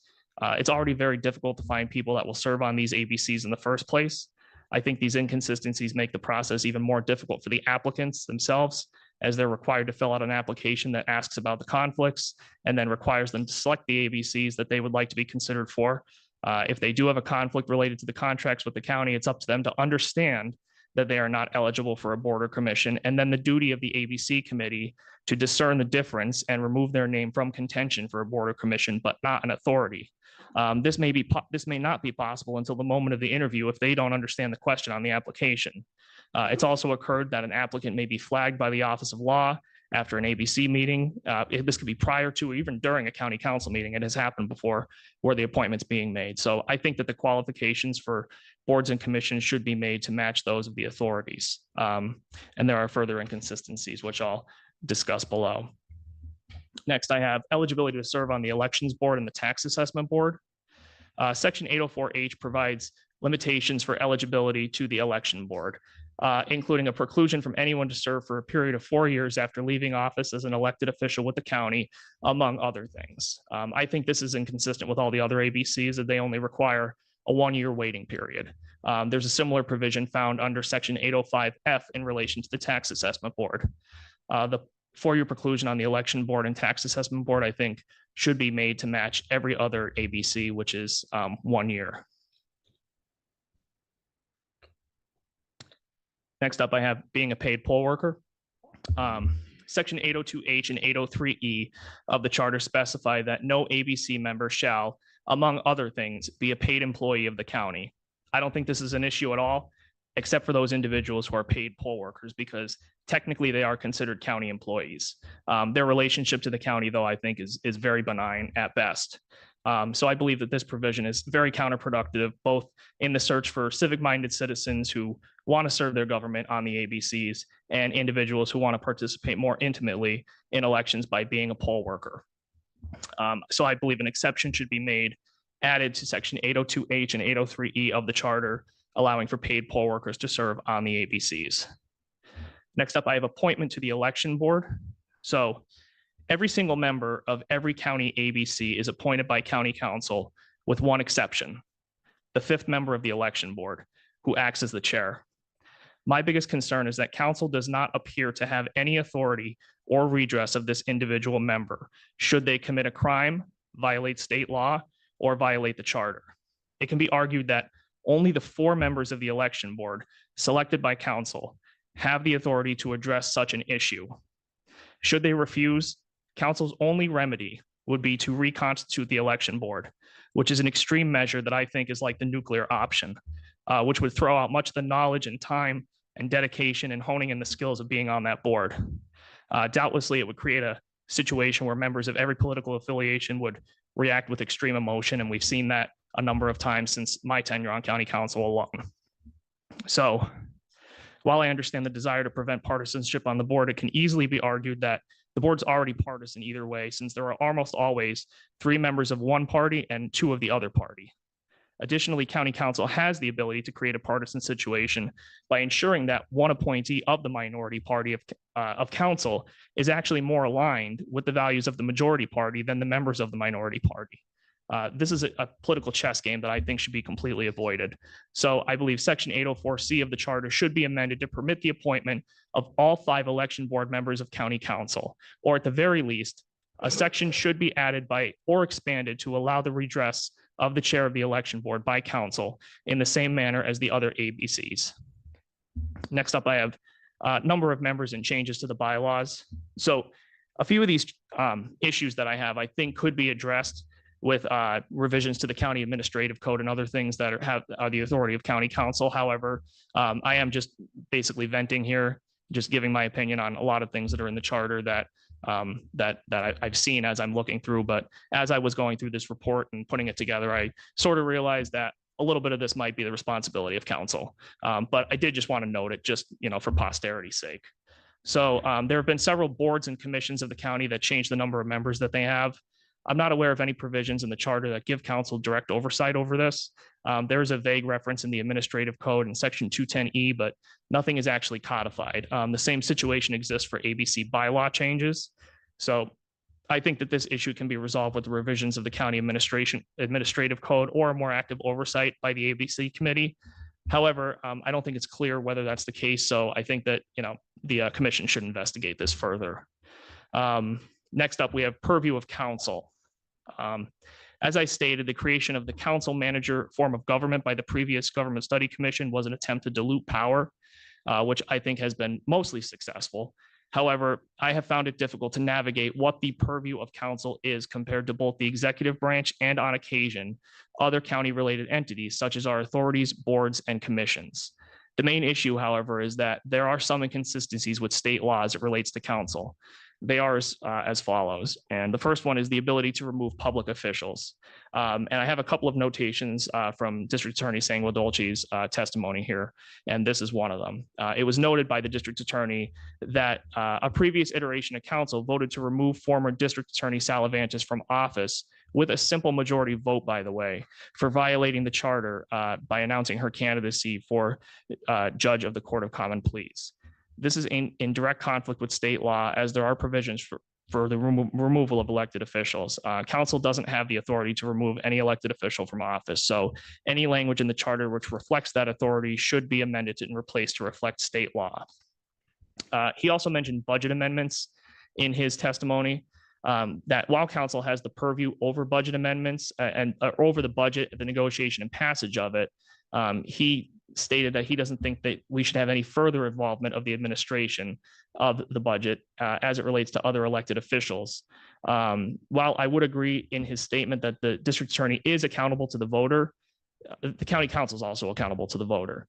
County council, being the elected body of the county government, is held accountable for every single action, every single inaction, inappropriate action, and misstep that goes on in this county. Even in my singular term, the list of things county council has not been involved in, but has been held accountable for is exhaustive. So if there's only one task that we can truly be held accountable for, it would be being the guards of the purse strings of the county taxpayers. So I think that council's ability to review budget line item transfers should not be altered. I would compromise that council maybe should not have authority over further line item budgets for other elected officials in the county. But I think that if you were to make this change in the charter, it might be a little too convoluted. And other departments may end up, arguing something similar. Next up, I have election board versus the election bureau versus county council. There have been a number of discussions at council meetings as to what the purview of council is in relation to operations of the election board and what the purview of the election board is in relation to the elections bureau. This is extremely confusing for all of us, particularly when you overlay the charter with other state laws such as Title 25 in the Pennsylvania Elections Code. A few examples are as follows: policy and procedure, purchasing of equipment, administration of policy, observation and oversight of the election bureau staff. The examples are too exhaustive, and I actually had about a page and a half of different things that have gone on, but I said, you know what, there's not enough time to describe all of this. So I left it in this one paragraph. Yes, you're welcome. Just trying to save time here. That's how I do it on council as well. But if anybody would like a list of those examples, I'm happy to provide them, at a future time. So ultimately, I think that this is an issue that needs to be deeply researched by the Government Study Commission, its consultants, and its solicitor. I have opinions about the authority of the three versus each other, but I don't claim to be an expert in election law in any way, so I didn't list any of that. And I'd only recommend that this is given special care, time, and consideration by the Study Commission. Next, we have the ACE Code and Commission. Accountability, conduct, and ethics was an integral part of our reformed government. The ACE Commission, however, has only handed down one sanction in its entire existence. This was then voted down by county council. The sanction was against a fellow council member. I don't believe it's appropriate for council to have enforcement abilities against other elected officials within the county. I think this creates a potential political situation where members of the same party may want to not punish somebody, or members of the opposite political party may want to punish somebody just because there's a difference in the letter next to their last name. But like I said, I don't think that this is necessarily proper. However, I do think a member of county council, most likely the chair or their designee, should have a seat on the commission. They also have very little direction as it relates to procedure, and it doesn't afford an individual accused of violation from knowing who their accuser is. I would agree with basically everything the district attorney said in his testimony on this. And like I said, I think that there's about three ways that we can remedy the ACE dilemma. First, I think council should take the time to review and revise the ACE code so that processes can be created and inconsistencies can be remedied. And I'm happy to promise here tonight that we'll get that done within the next 6 months. I'll make sure that we have a couple of code review meetings. We haven't had any this year yet, but I'll talk to Councilmember Haas, who's the chair of that committee, and make sure that those things get done so that maybe we can clear the waters a little bit as far as this is concerned. Second, I think that council's purview over the enforcement of sanctions should be reviewed, and at the very least, council's ability to rebuke other county elected officials should be eliminated. Third, I think a member of county council, as I said, most likely the chair or their designee, should have a seat on the ACE commission. And then finally, I have some miscellaneous provisions that weren't necessarily discussed in the charter or are being discussed actively in the public, or maybe things that I've heard from discussions within the Government Study Commission meetings. And thankfully, I have the advantage of having listened to a few of them before I had the opportunity to put this together. So first, I have the authority of the chair of council. I've heard anecdotally that there's been discussion among members of the commission about the authority of the chair of council. The chair has well-defined duties, which include running council meetings, setting the agenda, acting as the head of county government for ceremonial purposes, and supervising the clerk of council. The chair additionally has the ability to appoint members to all of the council committees. I think the specific concern that I was made aware of involved the ability of the chair to permit or deny an initiative from being placed on an upcoming agenda. The perceived insinuation to me was that the chair has the ability to gatekeep the agenda where there are items where he or she disagrees with them. I have never experienced a situation like that in my time on council where the previous chair did that to any council member, unless the item being requested was incorrect in form, not timely, or determined to be a violation of the law or the charter by the office of law. In my tenure as chair, I have 100% continue that practice. In fact, the only other thing that I did after being selected as the chair was send an email to all of council, basically a welcome email. And one of the things that I asked was that if you're placing an item on the agenda, I asked them to, and I also asked this of the administration too, by the way, not just council, that they provide the agenda submittal no later than noon on Thursday before the meeting so that our council clerk has time to make sure formatting is complete before adding the item, and so that the Office of Law has an opportunity to review it as well. As Sharon will tell you, the physical construction of the agenda is very time consuming. It's not an easy task. And if we get things later in the week or even the next week, you know, some people try to argue that the Sunshine Law allows us to have things added to the agenda within 24 hours. I've tried to keep that from happening. That's not good for the council. We don't have a lot of time to review things. It's also not good for the public, who doesn't have a lot of time to review items. So I've tried to keep enforcing that rule for the betterment of the council and the clerk and the public. Also, references to the county commissioners and the initial home rule government. There's numerous references to the county commissioners and the initial transition to our home rule government in the charter. I believe the last article of the charter references all of that. And I don't think that any of this is necessarily relevant anymore. I'm not sure how extensive it would have to be to get removed. But you know, I know that sometimes when you get copies of like a pocket constitution, they have references to the 18th Amendment, but there will be like a line through it saying repealed by the 21st Amendment. I would think that that might be a good idea, because then people will not even read it. I know that I sometimes will take the time to read things like the election board will be reconstituted by the election board. And that's confusing if you're not looking at it through the lens of reading the original charter. So I think to get rid of some of that language that isn't relevant to today's world might be helpful to people to help better understand the charter. Also, the resign to run rule and the election term of the district attorney. The home rule charter has a provision in section 304 where neither the district attorney nor the county controller may run for another elective office without first resigning for their aforementioned office. I think this is inappropriate. Term limits for the district attorney are also incompatible with state law and only serve to pigeonhole them into candidacy for another office.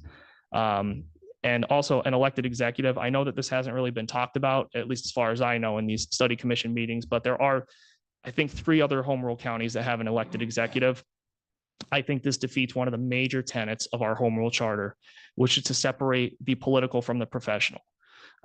So to have a politically elected executive, I'm not saying that there won't be professionals that'll run for the office, but we all know that at the end of the day, some elections can be a popularity contest. And I just don't want to take that chance that we'll have somebody elected to office who may not have the professional skills, that don't have, you know, they can't be held accountable for several years. With our current system, if the manager does something wrong, if the manager does something objectively bad, then the council members have that immediate redress of them. So I think that, you know, that's something we definitely should not do. And similarly, this is why home rule charter eliminated most of the elected row offices, because again, you know, we want professional people in these departments, not politically elected people. And then also I have superseding state law. So section 1.06 of the charter says the provisions of this charter shall supersede any state law which is inconsistent to the extent of the inconsistency, except where applicable law prevents a home rule charter from superseding state law. That's a tongue twister to me. So I've listed a number of areas where the charter conflicts with state law, but the commission, the consultant, and the solicitor, I think, should at the very least seek out all the areas where the charter does conflict with state law. And if they can't remedy all of them, or if they think that some are way more important than others, make sure that they're listed if there's an opportunity for future councils or future study commissions to review that and possibly put that on a further change to the charter. Finally, I just want to once again thank the Government Study Commission for their hard work and their efforts to improve the county government. I also want to acknowledge the work of the original Government Study Commission, particularly the late Honorable Judge Jim Haggerty, along with our County Controller, Walter Griffith, for their amazing work in putting together a charter that, in the end of the day, has been a force for good for everyone here in Luzerne County. And I hope that none of what I said was construed as a criticism of the original Government Study Commission. Of course, I know that they were working with a nearly impossible task. And as someone who came of age when this new form of government was being discussed, I remember it very well. I actually had, it was funny, I was looking for it all day today. I had this pin that had the word home rule with a line through it. I actually didn't support home rule when it was being discussed. And I think to myself, wow, how the times have changed, because like I said, ultimately at the end of the day, home rule has been an amazing thing for this county. I'm involved in county politics because of the people I mentioned. And I hope that what I can do is see their vision to success. And I hope that what you do here is see their vision to success as well and improve our county government and make it work just a little bit better for the citizens of Luzerne County. And we're almost there. So thank you very much. If you have any questions.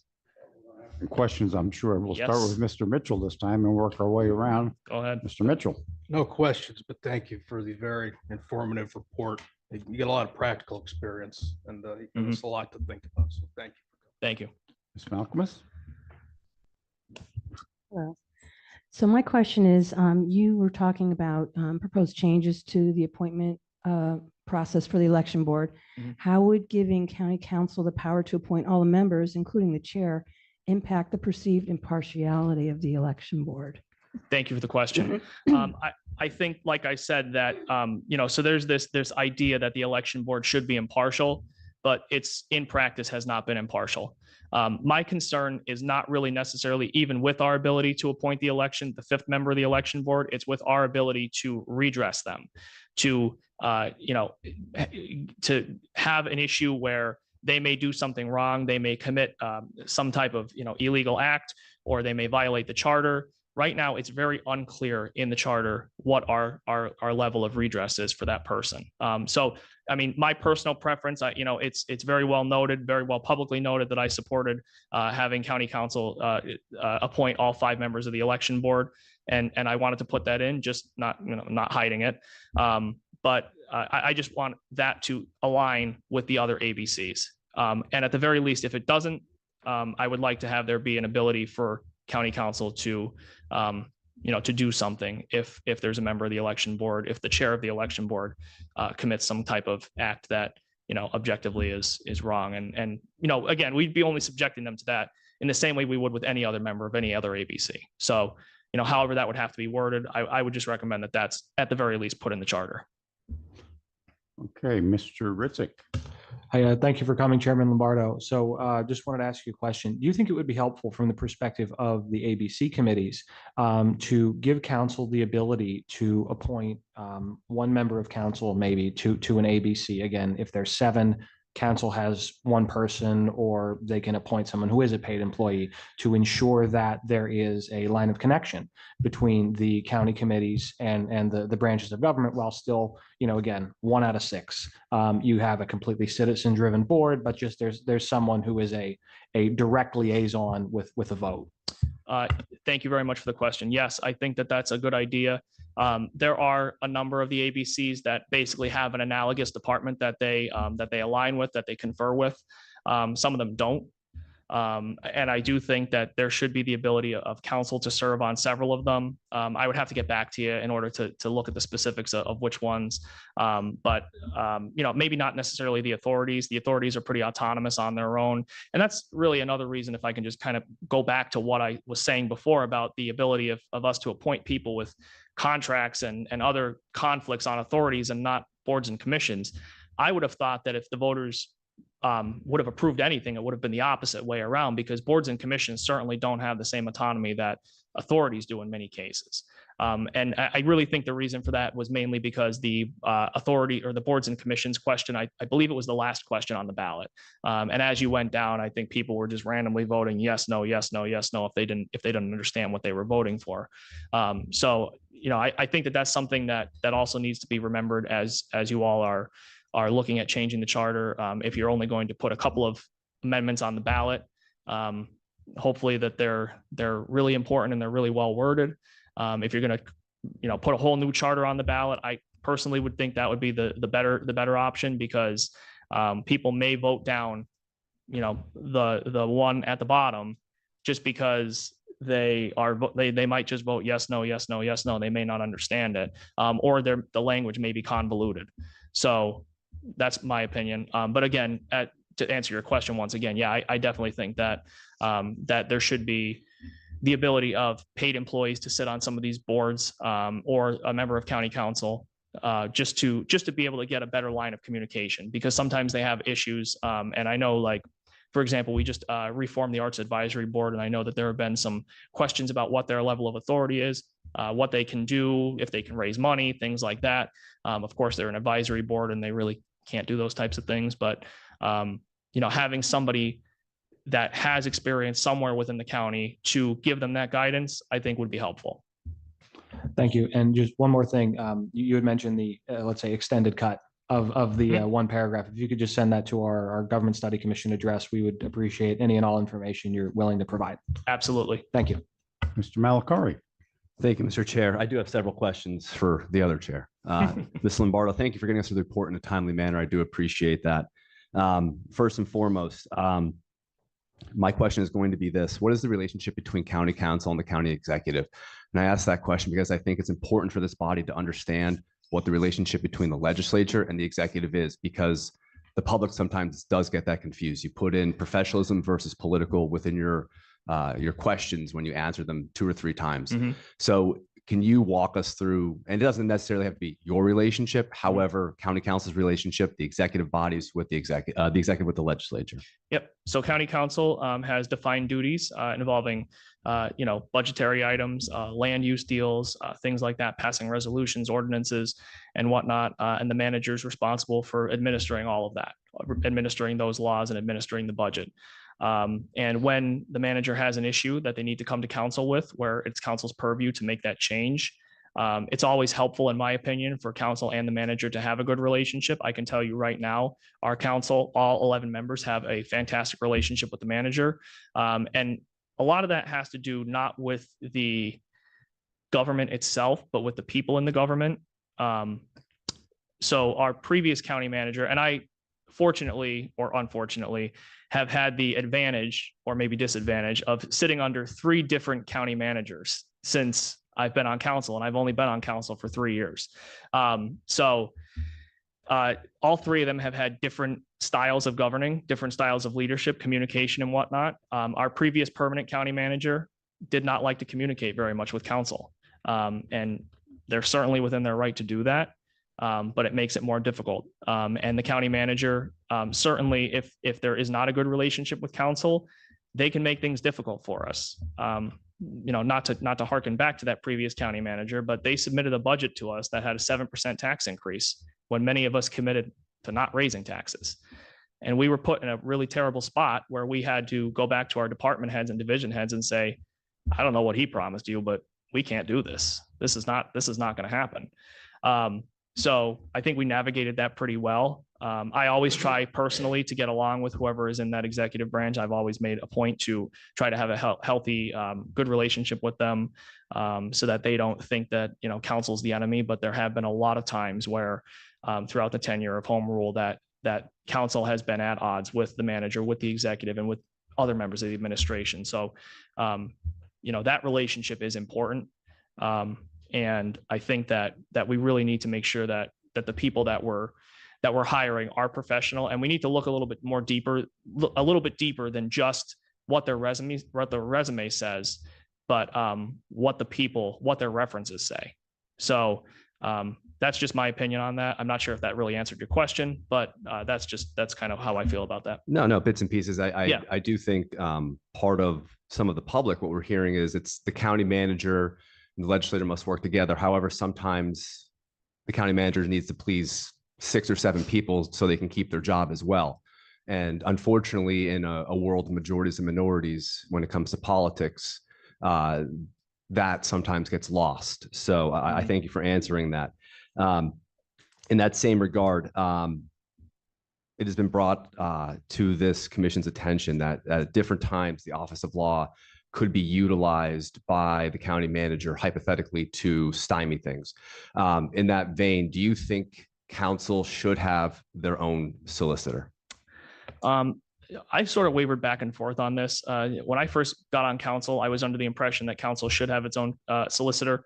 I wouldn't necessarily say my mind has changed, But I sort of think I understand the role of the Office of Law a little bit better after being immersed in county government for a little bit longer than just running for council, not being involved in it.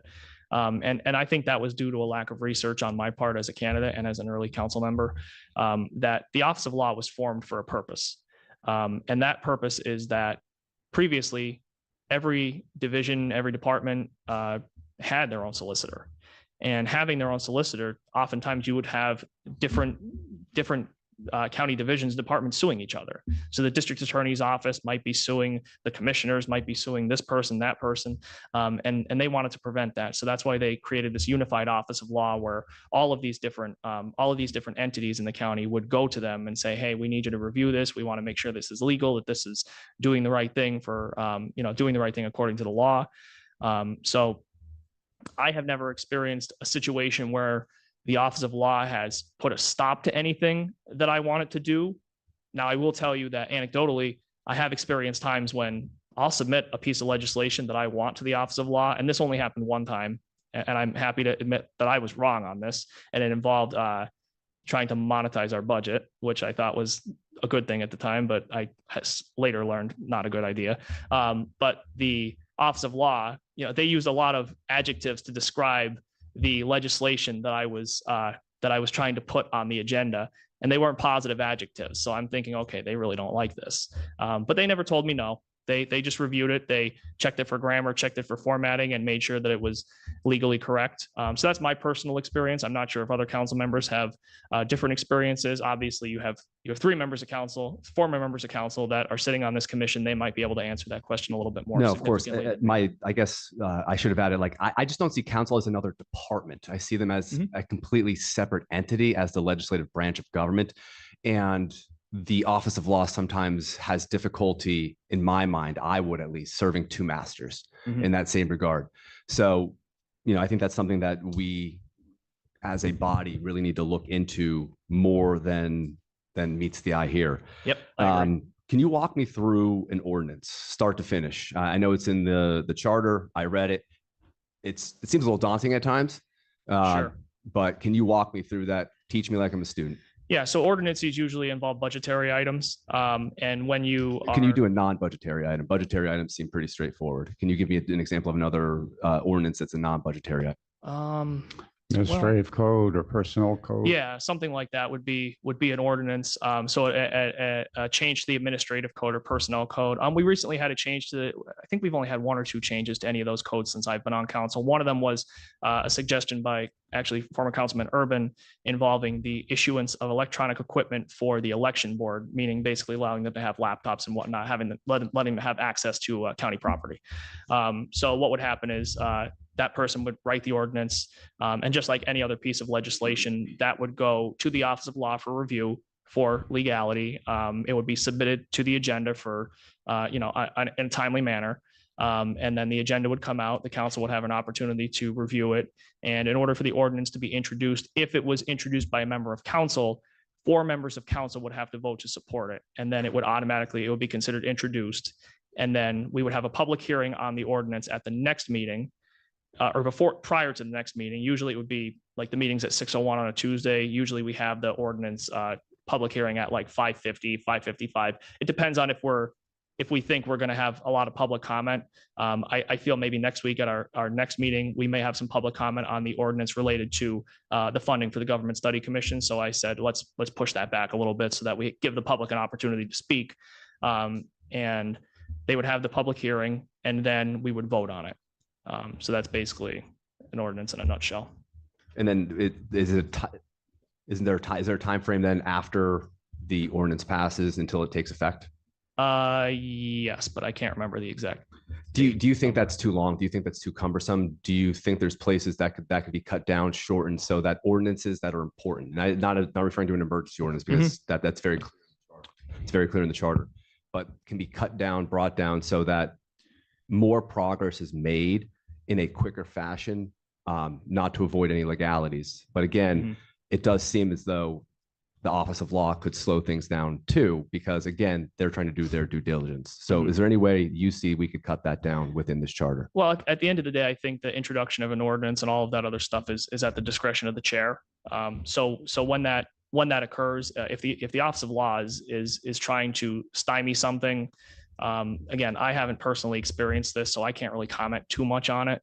But if they are trying to stymie things, members of the council are free to introduce it themselves anyway. So that can happen. And I think that the provisions for an emergency ordinance, personally, I think are sufficient, rather than, taking that time frame, which what is it, 15 days, something like that? 15. Okay. Yeah. 15 days. Taking that time frame out, I really don't see that as necessary. But again, other municipal entities may do that. They may have a different time frame. So if that's something that you all think is appropriate, then I certainly wouldn't disagree with it. But I personally have never had an issue with that 15-day time period. Thank you. When it comes to your statement here, like talking about, you get a lot of emails from constituents. It sounds like people needing things. Sometimes it's not always your purview. Sometimes it's not council's purview. At our last meeting, we did discuss, in our meeting before that thoroughly, the idea of starting to break down that wall between council and division heads or the executive, so that there's more communication, not necessarily interrupting or interfering with the day-to-day operations. However, trying to connect people to services, because there is the perception that you can't do anything, and because of the way the charter is written, that you don't want to be in any legal trouble trying to interfere in those day-to-day operations. What do you think about that? I agree that council members definitely probably feel that way. I know I felt that way as a new council member. I had the advantage of being in a leadership position immediately. So I don't really have the experience of not being a leader on council and not having a little bit more unfettered access to the administrative staff. But I have not experienced or heard of council members, especially recently as chair, calling an administrator or calling a division head or anything and saying, I'm not talking to you about this, like that type of thing. I do think that council members do get a little trepidatious when it comes to giving a call, especially if they say something like, for example, we had at our previous council meeting, a gentleman that came up and had an issue with the repository properties. If I had personally called up a division head and said, I want this repository property taken off the list, I don't know exactly how that would go. I probably wouldn't word it like that. I think it's more about just being careful how you speak to them. But I don't really know that anything needs to be changed. I think it's more just about educating council members on what their role is and how maybe to speak to the employees, rather than like codifying something in the charter. Thank you. You talk about the juggling of meeting sessions, executive sessions, committee meetings, all of that, and reducing the size of council from 11 to something smaller. Do you envision more of a full-time council or still a part-time council? Just a quick glance at newspapers. Oftentimes, it seems that you guys have your ARPA meetings or pictures, and they're always in Tuesday's newspaper because they're on Mondays. They're on Mondays, That's when right? most people can make it, yeah. So, but not everybody can make it, right? People Nope. do have, other things. Not everybody's retired. Though I've never met an unhappy retired person. So my question then, though, still is: do you envision more of a full-time council with more of a workload than what they experience now and what they have now? I haven't done any research on that. Personally, I don't know that would be the right step. I certainly think it would be easier for council members if they were full-time council members, in order to get work done. But then if they are full-time members, I think at some point I'd be saying, okay, well, I don't really know what they would do for 40 hours a week. I mean, we can certainly, for me, being a council member is about how much time you're willing to put in, not how much time you're obligated to put in. So for myself, I know that, not to talk about my personal work schedule, but I work between 60 and 80 hours a week at my two jobs that I have. And then I put about another 20 hours a week in at least doing council stuff. So, I try to juggle that as much as possible. And occasionally one of them bleeds over into the other. So it could be more, it could be a little bit less. But other council members I know are very well in tune with what goes on. I know Mr. McGinley, when he was chair of council, even when he wasn't chair of council, he was here in the council office just about every single day for several hours a day at least. I know Mr. Urban, when he was a council member, he did a lot of research in the late night hours. He'd be up, for several hours at a time doing a lot of research. So I know he still does. well, there you go. Exactly. Glad to see he hasn't changed at all. But other council members, they have their own flavor of how they want to do things. So I think that we're kind of starting to get into a good groove as the 12 years have passed with council. And that's just, like I said, I think it's just a personal preference. But I wouldn't personally mind this being a full-time job, but at the same time, I don't really see what could be done for 40 hours a week to justify a full-time salary right at this moment in time. And one of the things, right, the commissioners were full-time commissioners, and we saw what that led to in some regards as well. Yep. So, that's something that, just hesitant about, and then it becomes a budgetary issue on top of that. You talked about the opposition to districts.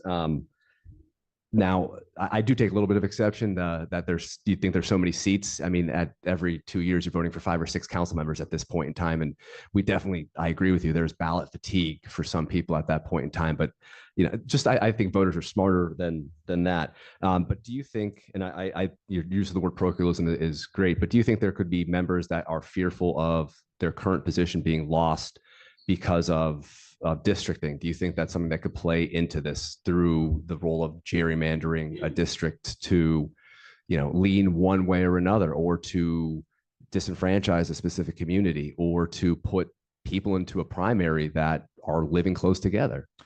I can only speak for myself personally because I haven't really spoken to other council members about this at length, but I could say that while I'm not necessarily fearful that I would lose my seat, that's not my goal as a council member. I don't really care whether I get reelected or not. I always try to make the best decision for the entire county, whether that means it upsets my base or upsets the other party. Doesn't matter to me.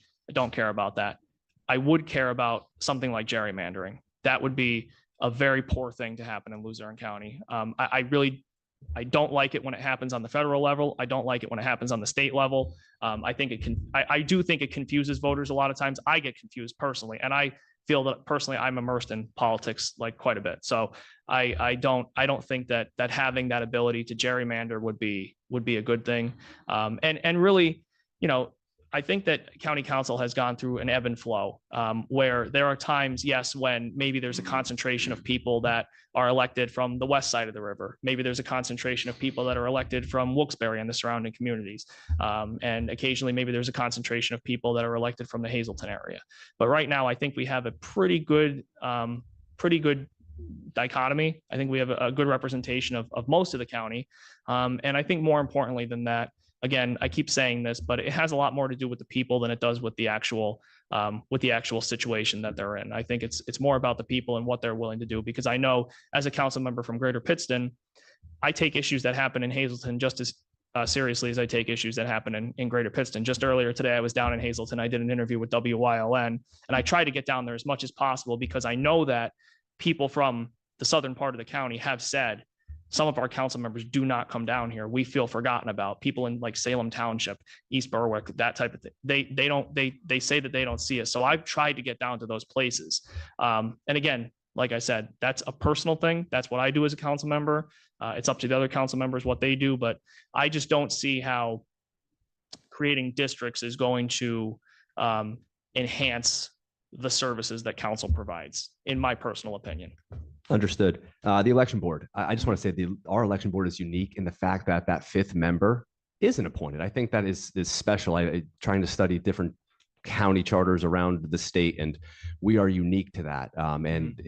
Perhaps it does belay some issues that are out there. But I do want to ask you and press you on this one thing: the idea that you want to redress the chair of the election board. What do you mean by that? Well, maybe I shouldn't say the chair of the election board, but whoever that you did. I mean, well, I did say the chair. Yes, that is correct. That is right. But there could be situations where we would need to remedy something that the chair has done wrong.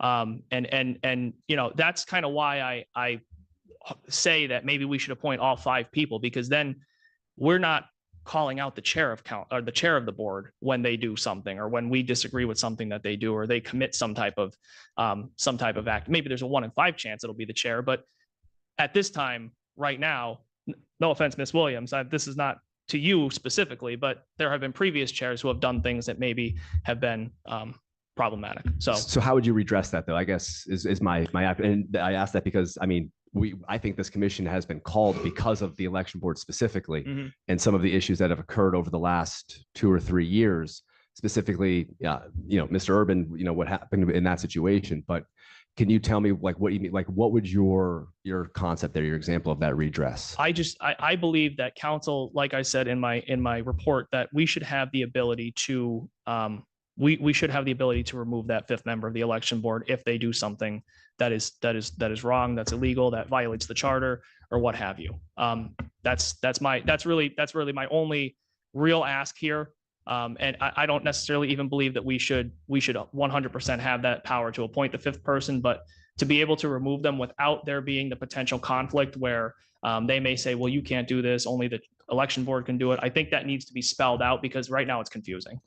And that's, in other parts of state law, that's malfeasance, misfeasance, and nonfeasance. Mhm. Those 3 very specific reasons, we might be able to even use those 3 words to identify that you have to do something very, Absolutely. very bad and illegal for the Right. most part. Right. Okay, Mr. Those are Urban. good words. Well, I'm sorry, I'm not done, Mr. Chair. I apologize. One second. Give Yes. Mr. Urban a chance. Yes. No, I mean, He's been waiting.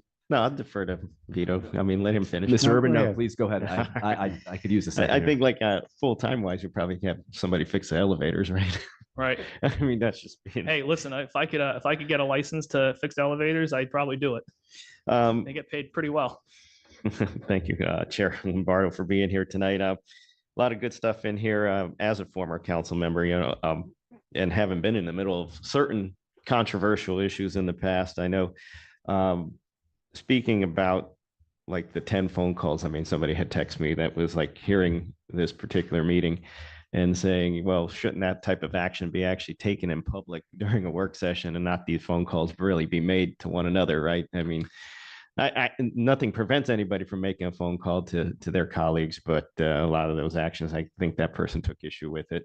That type of action should actually happen in public, which is kind of true. Regarding issues with removing people from office, I know something legally that we need to look at, and when we have a solicitor, is a quo warranto action, because certain actions that this council took, I know when I had the chairmanship of the election board for a brief week, they weren't the appointing body, but they decided to remove me from that particular seat, and that goes against every grain of state law, case law that's in existence here in Pennsylvania. But needless to say, I did cooperate. I did leave the office, after they voted on it, but legally I could have made it a big issue. But I didn't. As far as the airport board, that's one area where the county manager sits on that board. She's part of the executive branch at this point, or any county manager for that matter. My personal belief is that as a legislative function, I think it should be replaced by a council member instead of having 2 council members and an executive on there. That right now you have 3 commissioners from Lackawanna County that serve in Lackawanna County for the Avoca Airport. And thinking about this, I mean, while everybody was talking, it really does come down to the people that are put in the elected positions and even in the appointed positions. One could say, the only way you get the county manager's position is to work internally here in Luzerne County. I know I was a proponent of Randy Roberts in the beginning. Now he did make some fatal mistakes, but when he and I communicated before he got here, it seemed to be good. He seemed to have his mind in the right place and his heart in the right place. It was just his management style did not fit with certain colleagues on council at that time. And then eventually, there were some fatal mistakes done, obviously, in the elections office that I think sort of helped foster his exit. But, we're not always going to have the people that are sitting here in council. We're not going to always have the individuals that are working in the county offices that are appointed and that may be doing a good job at this point in time. And it is the job of a professional manager to know their people, to really put their people in those places. And obviously, you know, council's job is to really hold them accountable to make sure that they're doing their job effectively, efficiently, and within budget. So I think you know, that's where I think my colleagues need to think about this very, very closely. You know, do you want an elected versus appointed manager? Do you want to shrink the size of council? There are probably a lot of things that county council can do, which I think, you know, effectively when a member's on council, like John said, you know, you can go to those outer areas, but there are 76 municipalities here in Luzerne County and a dozen school districts. And I don't think we do a good enough job with as far as outreach to see what those individuals need, you know, when it comes to like CDBG money, community development block grant money, things like that. You know, in the past, the commissioners used to vote on every one of those actions, you know, now I think it's just once a year when you do the, what is it? The infrastructure ordinance, in a sense, that's when it's all done. So you kind of are removed from some of these projects that are happening out in the community. You don't really know what's going on as a council member or as a legislator. And I think that's very important. I mean, we have to make inroads with our other colleagues that are in other elected capacities to see what their needs are and where some of this funding can go to maybe help their streets, their bridges, and things like that if they don't have the dollars. Now, with the cities, it's different because they have their own funding stream. The third-class cities get a lot of money and in various different methodologies, but when it comes to boroughs and townships, it's much different, you know, and not everybody could be as lucky enough as like Wilkes-Barre Township because they have a lot of business and have a lot of tax revenue. So, you know, there are roads in this county that are closed that you can't even go up the mountaintop, and you have roads that are closed. You can't even get on the game lands without having to go around miles to get to the same place. So I think, you know, I think we need to look at that. And I think that's where some of these things have been lost, you know, with this form of government. So this is going to be a balancing act on how we can maintain good people in public office, both elected and appointed. I had a conversation with the sheriff. I asked, you know, and some of the people that worked there when I was getting my badge. One day I said, you know, what's it like, you know, now versus when you had an elected sheriff? Well, you get an elected sheriff, processes change almost overnight. Some of the things that you were doing, you know, to facilitate the way you do business or conduct business on a day-to-day basis changes with a different elected official.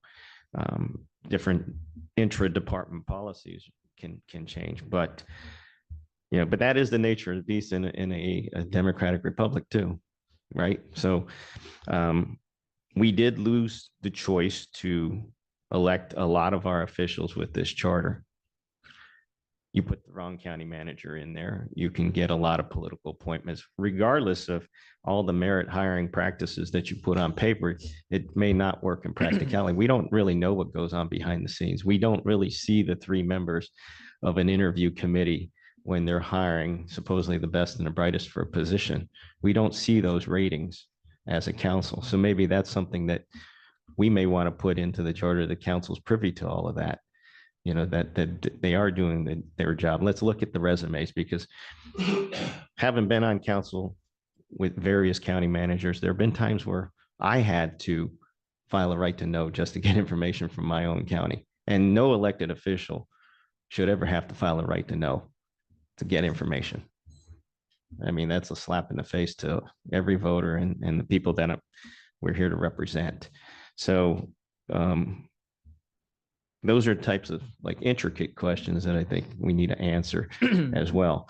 I do think, you know, right now council is running smoothly. You have a manager that's running the county government and the executive branch in a good light.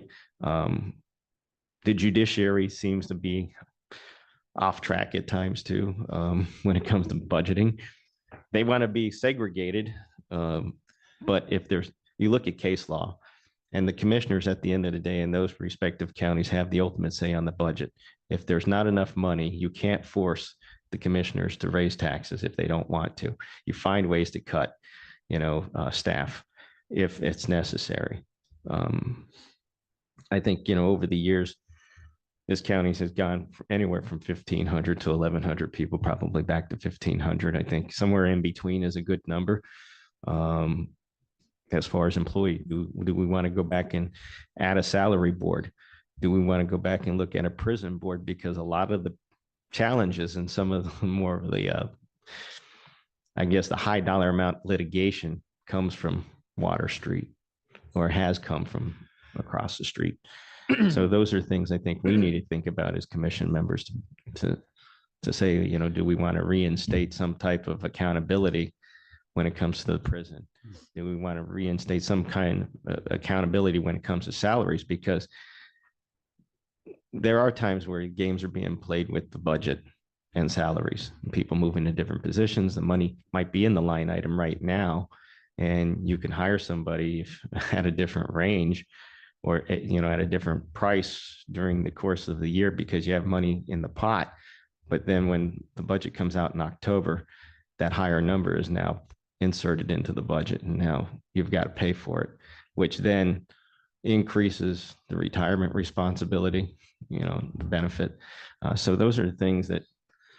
Mr. Urban, do you have Yeah, well, I mean, like, I honestly, I want everybody here to I learn have a that, couple but things that's, written but down that's that I what we that's do fine. on council. I mean, I have a or when we couple were on things. I have council. a couple things written down that I can Yeah. certainly respond to very quickly. Right. I mean, but overall, John, I don't Yeah. have anything. I think you covered Okay. everything that I tried to be succinctly. as thorough as I could be. I think I missed a few things, but I did try to make sure that I hit some of the major points, and especially the ones that I've had to personally deal with, both as the vice chair of council and as the chair of council, not just as a council member.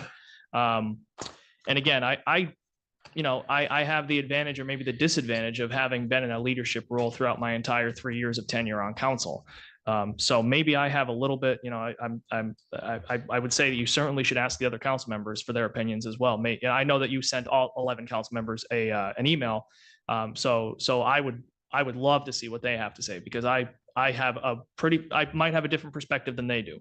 But to respond to a couple of things that Mr. Urban did say, you know, I certainly wouldn't hate the idea of council having a little bit more authority as it related to hiring certain maybe department heads as well. Maybe not going down anything below that, but really the remedy for us hiring a bad person is just, you know, every 2 years we have an election. So if you know, that I think that's the public's remedy for that. And I do think that one of the main reasons why, aside from the very political nature of the elections of row officers, why many of those elected offices were eliminated was one of the things that you said, which is those changes to processes.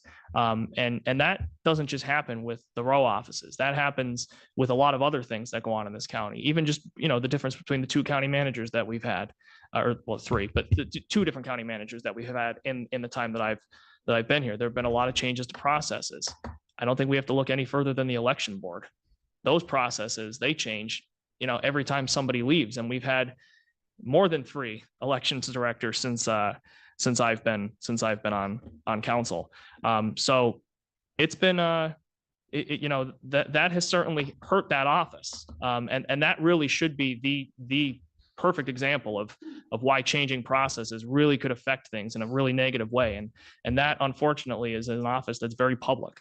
And the public scrutinizes what goes on in that department significantly, especially nowadays.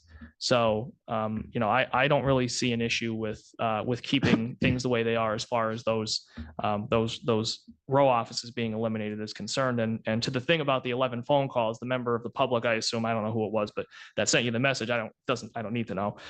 But that's where the public comes in. You know, the public has the ability they have unfettered access to just about everything that we do as a council person. They have the ability to come to these meetings. They have the ability to watch them. You know, we give them a lot of opportunity to speak. We give them an opportunity to have their concerns heard. I know that I personally have changed a lot of votes on council by listening to what the public has to say. A lot of times they make great arguments. And I know that that's one of the reasons why there are stipulations in the charter that say that we have to have meetings at certain times so that the public can be here, where the commissioners would have these meetings at like noon on a Wednesday or something like that, when nobody would be around. So I think that's really important that the public understands that they have a significant role in this county government as well. And I'm happy to listen to any of them. I mean, some of them maybe I don't agree with, but I appreciate every single person's opinion when they give me it, as long as they do it in a respectful way. If someone comes up to this podium and starts banging their fist and cursing and screaming, that I don't like. But if they come up and they disagree and they're respectful about it, I appreciate it. I take note of it and I listen to it. The airport board, I think that the reason why we have the manager and the 2 council members just has to do with the fact that the 3 commissioners sit on the airport board, and they are, you know, their role is a little bit different than the role of council members. So I think that's why they tried to balance it out by having the manager, although that's just my opinion. I don't know that to be a fact. That's my thought. I know that we talked a little bit about how, you know, I keep saying that it's not the type of government, it's the people in the government. I think that's really important to hammer home. And I know that several members of this commission have said, yes, that's true. But right now we have good people in the government. We may not always have them. That is also true. That's why I think that the home rule charter exists the way it does, because it puts up guardrails that only allow people who are very good, you know, or very bad to act in certain ways. They can't deviate too much from what their ultimate level of authority is. And as we saw with Mr. Robertson, you know, he behaved in ways that not all of us on council, not most of us on council really appreciated. And truly, you know I talked a little bit about him, but I just want to say I don't have any animosity towards anybody that supported him. I think that, you know, it was certainly a decision that everybody made in a very personal way. They thought that maybe the county needed a change, and I totally understand that. But that doesn't always happen. So I agree with what you said, you know, about the level of professionalism and how things can still be politicized. And certainly, I'm not saying it doesn't have the potential for that to happen. But I think that in general, what we've done, what the previous commission has done, and what the county government as a whole has done over the course of the last 12 years has been really positive, and the positives outweigh the negatives significantly, in my opinion. One last question. Let's have Mr. Schaefer. He's been hanging on too. Mr. Schaefer.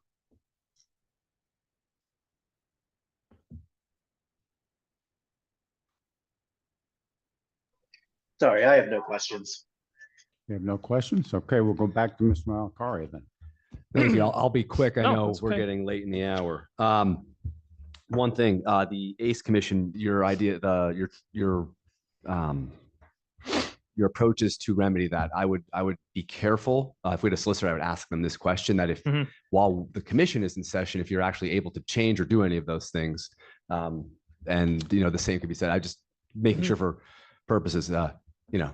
I certainly, if we do make any changes, I'll certainly confer with our Office of Law in that time, as I always do.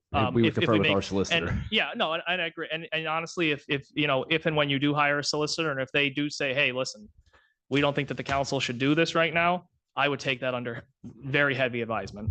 But I do think that if we can remedy some of these situations before the commission has to do it, I think it would just be easier for council to do it. And it's not like anything that we do would be super controversial. It would just be, hey, listen, we see that there's this issue, and we just want to remedy it. That's all. As we've learned, what some people might not seem as controversial ends up becoming controversial, as you know.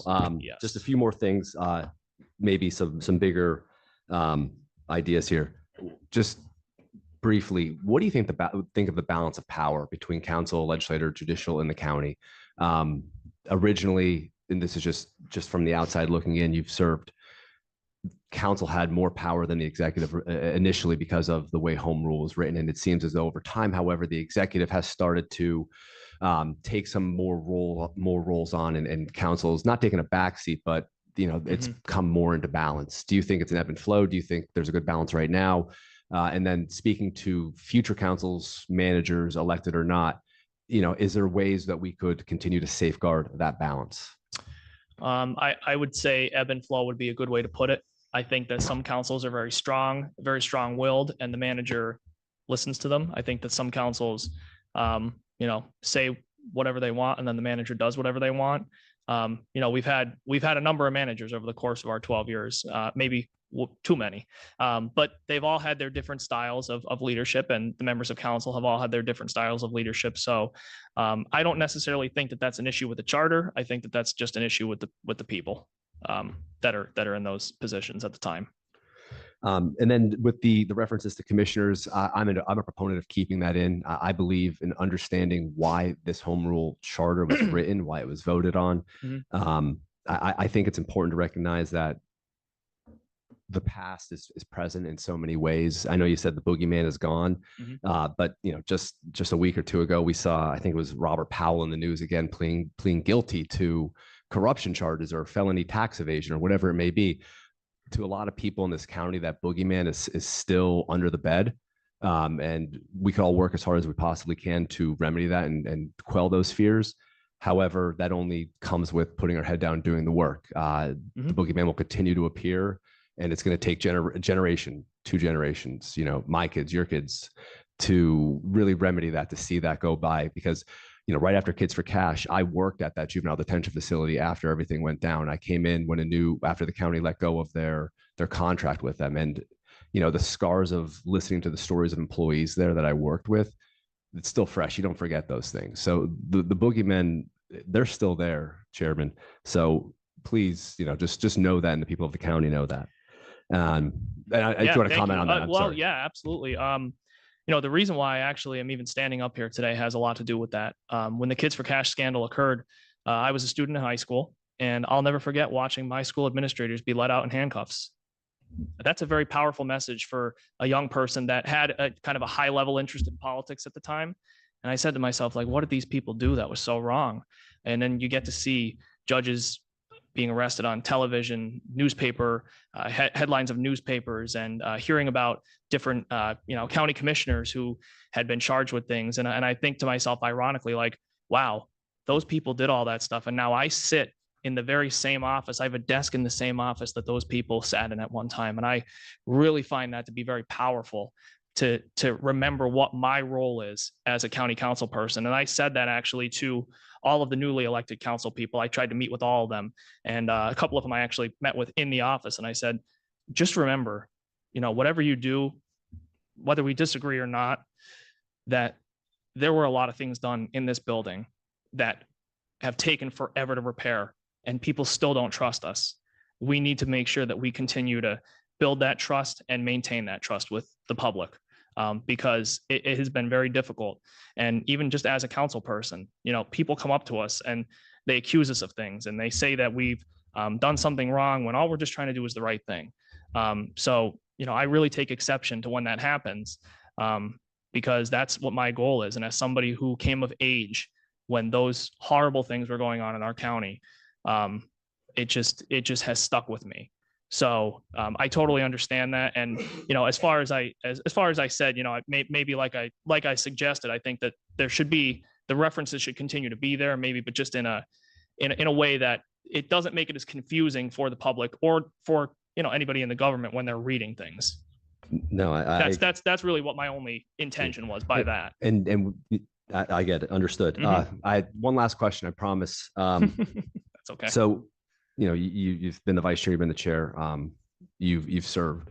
What do you think is the most critical issue that we here at this commission, we need to address to ensure that the county moves forward effectively and transparently? I think those are 2 really key words, because effectively, in terms of using budget dollars, really, as squeezing a dollar, as the county has done, when Mr. McGinley was here, first started, and getting the county fiscally on the right track, but also transparently, because you as council chairperson, you're the representative of the people. You're the people's spokesperson. Yep. I know the controller is also the watchdog of the people, but you're the people's spokesperson. And the county's 330,000 people. Not everybody's involved. Not everybody could be involved. People go through lots of things. So we rely on you guys to do the work for us. You're elected to those jobs, so we can't always be as involved. And while a democracy is a full contact sport, not everybody could participate because of so many different things. However, I want that transparency to be there. So what do you think that critical issue is? Effective, transparent? Well, the critical issue, I think, as it relates to the county government as a whole and the county charter as a whole, would just be cleaning up the inconsistencies with state law. that I think is the biggest thing, because we have oftentimes found ourselves in positions where lawsuits are going to be filed because we did something wrong that violates state law, not the charter, or something that violates the charter but not state law. That there's still, I think, a lot of confusion when it comes to that. I listed a few of those things. There certainly are, I'm sure, more. And that's why I am sort of a proponent of just having a new charter drafted, keeping the same, basically the same message of the old charter, but just cleaning up those inconsistencies. And I kind of look at things in the light of what occurred and why the charter exists, but it doesn't really make a lot of sense to me why some of those inconsistencies are even there. And I've done a lot of research on what those people were saying at the time. Even one of my references, actually, funny enough, it's called Luzerne County Home Rule for Dummies. And it was a YouTube video that was posted. And it was basically, Judge Haggerty, Mayor Haggerty at the time, was on the Government Study Commission, and he was giving basically a 30,000-foot view of the charter. He was talking about resign to run. He was talking about the 11 council members. He talked about the ACE code, the ACE commission. He talked about the elimination of row offices, and he gave a little bit of a description of everything. And when I listened to it, I thought back to that time, and I said, okay, all of this makes sense. But then reading through it, perusing through the actual words, just like I said, a little bit of inconsistency, and I just want us to try to avoid unnecessary legal battles where they have to happen, because at the end of the day, not having those saves the taxpayers hundreds of thousands of dollars every year.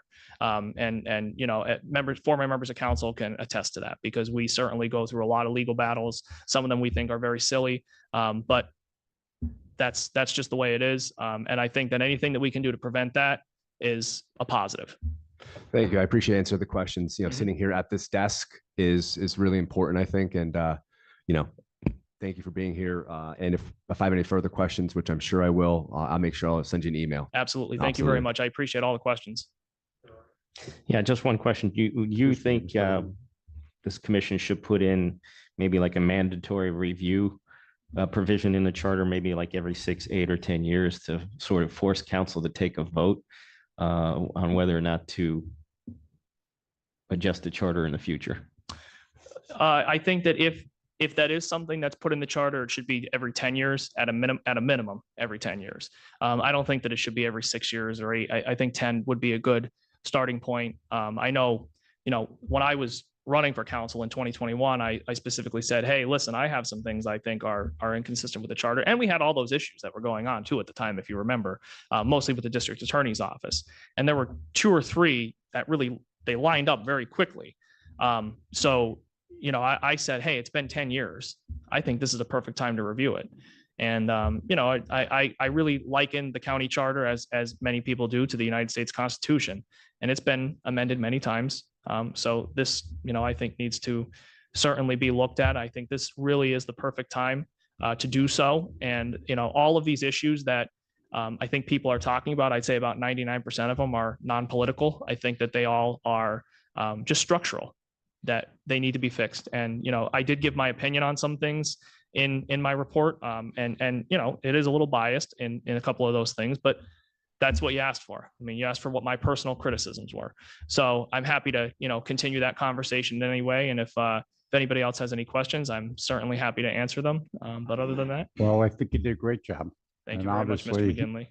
We gave you a lot of time, and you really, which was correct. I mean, you Sure. went into a lot of detail and Yes. really talked about a lot of things. Mhm. I would think, just listening to this evening, you may get another call to come back and talk to us. That's fine. In more specific terms, maybe. Absolutely. Once we look at some things, but Yep. that would be. Happy to do it anytime. Anything Okay. you guys need, that, like, just a phone call or an email away. Okay. Thank you very much, John. Thank you, Mr. McGinley. Thank you very much, the members of the commission, for having me Thank here you. once again. I appreciate all of your questions. They were all very good, very thorough, and I hope that I answered them to the best of my ability. Obviously, I think we've covered number 4 as far as a lot of review of the legislative branch from the charter with Mr. Lombardo's presentation. Number 5, I think we'll have to put off the authorities, boards, and commissions till a little bit later. I believe we're now at the bylaws. Mr. Schaefer?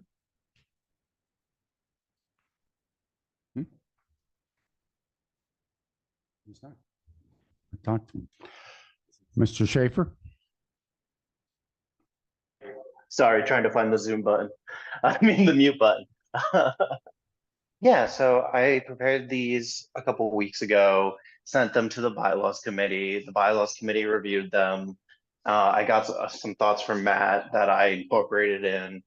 And this week I got some additional facts from Miss Lawrence. Thank you again. So yeah, we have a first edition of proposed bylaws, and I'd really appreciate it if we'd all vote on them.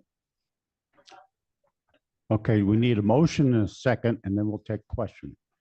Motion is to approve the bylaws as submitted. I'll make that motion. Motion, I'll Can we- second since I wrote them. we have a motion and a second on the question. That's first, and you, Mr. Urban. Mr. Urban can go. Oh, Oh, you're. I think we might have, Right on first. I think we might have the same question. Would Go it be appropriate to offer amendments to the bylaws at this time? Absolutely. Okay, so I'm going to move just to make some small text amendments in the bylaws. The first of which will be in Article 2 of membership. I'm just going to motion to remove I'm going to motion to remove the home rule handbook portion of it, just because that's a document that's regularly updated by DCED. State law should 100% govern what we do. Again, just because of the fluid, because these documents get updated every once in a while. Remove the reference to the home rule handbook in Article 2 membership. Do you make a Again, I motion? Do you make a motion for that amendment? So moved. Do we have a second for that amendment? Mr. Mitchell? We're going to vote on that amendment only. Roll call, please. Mr. Malakari, Yes. Ms. Malcolmus, Yes. Mr. Mitchell, Yes. Mr. Ritzick, Yes. Mr. Schaefer, Yes. Mr. Urban, Yes. Mr. McGinley. Yes, Unanimous. thank you. Other amendments? Yeah, so the next amendment I'm going to suggest is going to be in Article 7, Records and Transparency, item number 3. It states right now, the commission shall maintain an independent website for posting meeting agendas, minutes, and other relevant information. I think that begs a conversation that we should have. Do we want our own website, or can we continue to use the county's page that exists for us? So I'm completely open to having that discussion on our own webpage versus just continuing to use the county page, but as a matter of including it into our bylaws. I'm just going to move to amend website to just say the commission shall maintain a web page for posting meeting agendas, minutes, and other relevant information. Again, we can have the discussion about the scope of what our website's going to be and things like that. But right now, I think we should just state that we should have one. Do we have a motion? A motion. We have a second. Second. We're going to vote on that particular amendment as proposed by Mr. Ritzick. Roll call. Ms. Malcolmus, Yes. Mr. Mitchell, Yes. Mr. Ritzick, Yes. Mr. Schaefer, Yes.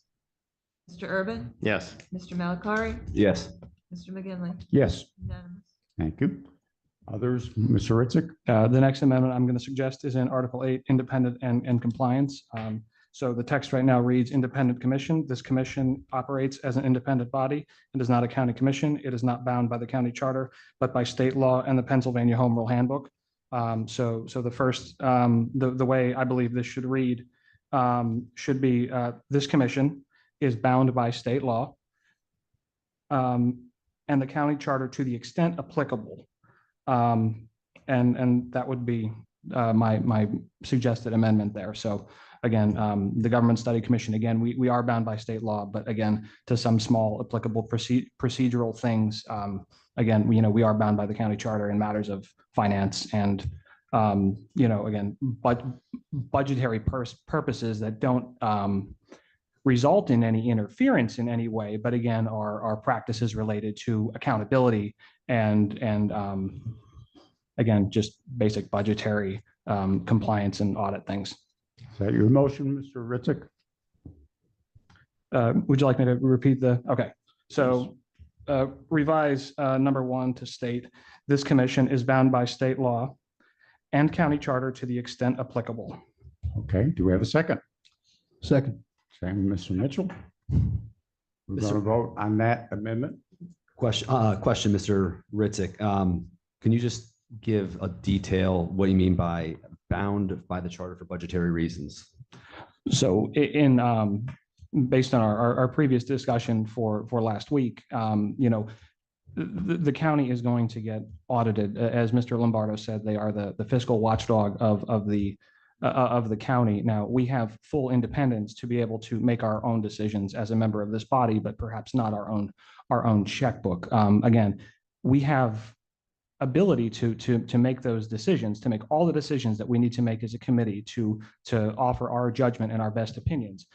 Again, it just comes down to a process of accountability to where, saying that we are completely independent in all aspects is just, I think, fundamentally inaccurate. Okay, thank you for the explanation.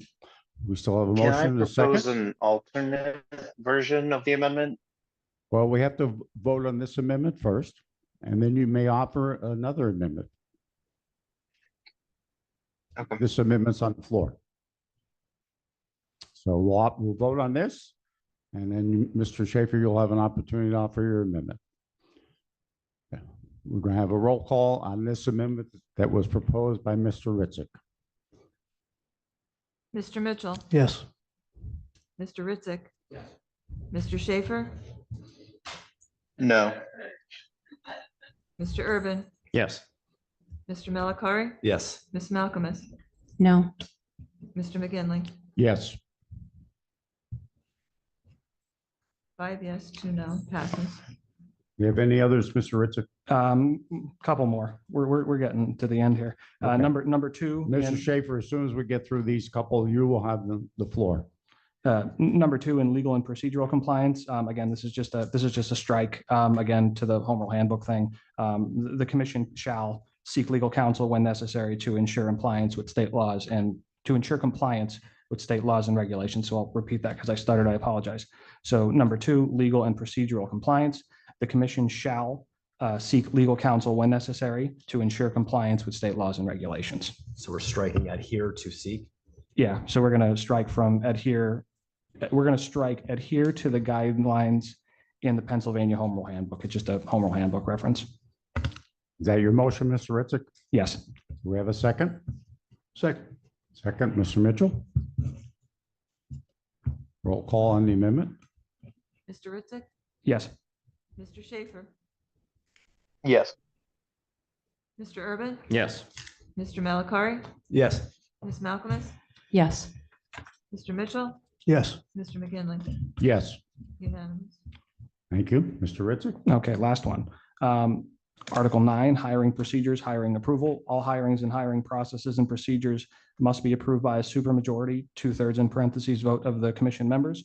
I think that number should be reflected to be a majority vote. Again, the reason being, this committee needs to move. We have months to do this, and we have a deadline. And I think a majority vote, just like any other hiring and firing in any other governing body, is the appropriate way to handle this in our committee. Is that your motion? So my motion would be to amend Article 9, number 1, to state that all hirings and hiring processes and procedures must be approved by a majority vote of the commission members. Do we have a second? I'll second that. Okay, Mr. Mitchell. On the amendment presented by Mr. Ritzik? Mr. Schaefer, No. Mr. Urban, Yes.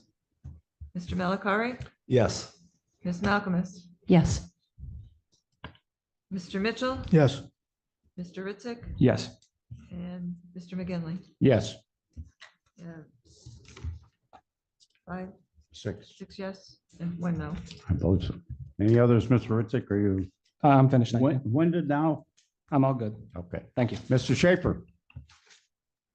Yeah, my only thought was, could we consider, instead of the wording about when we fall under the county charter, to clarify that it's just for budgetary concerns? So I'd have to pull up the exact wording, but say that we fall under the state law, except when budgetary requirements from the county require, or something along those lines.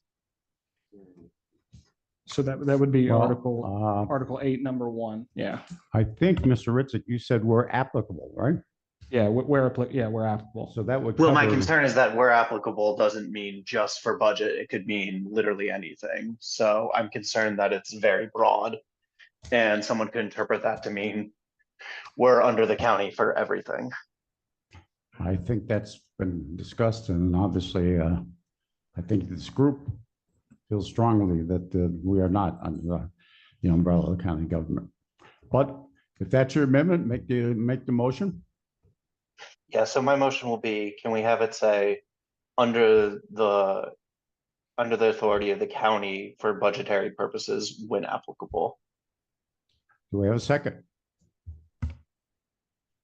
I'll second. Ms. Malcolm? Roll call on the amendments proposed by Mr. Schaefer. Mr. Urban, No.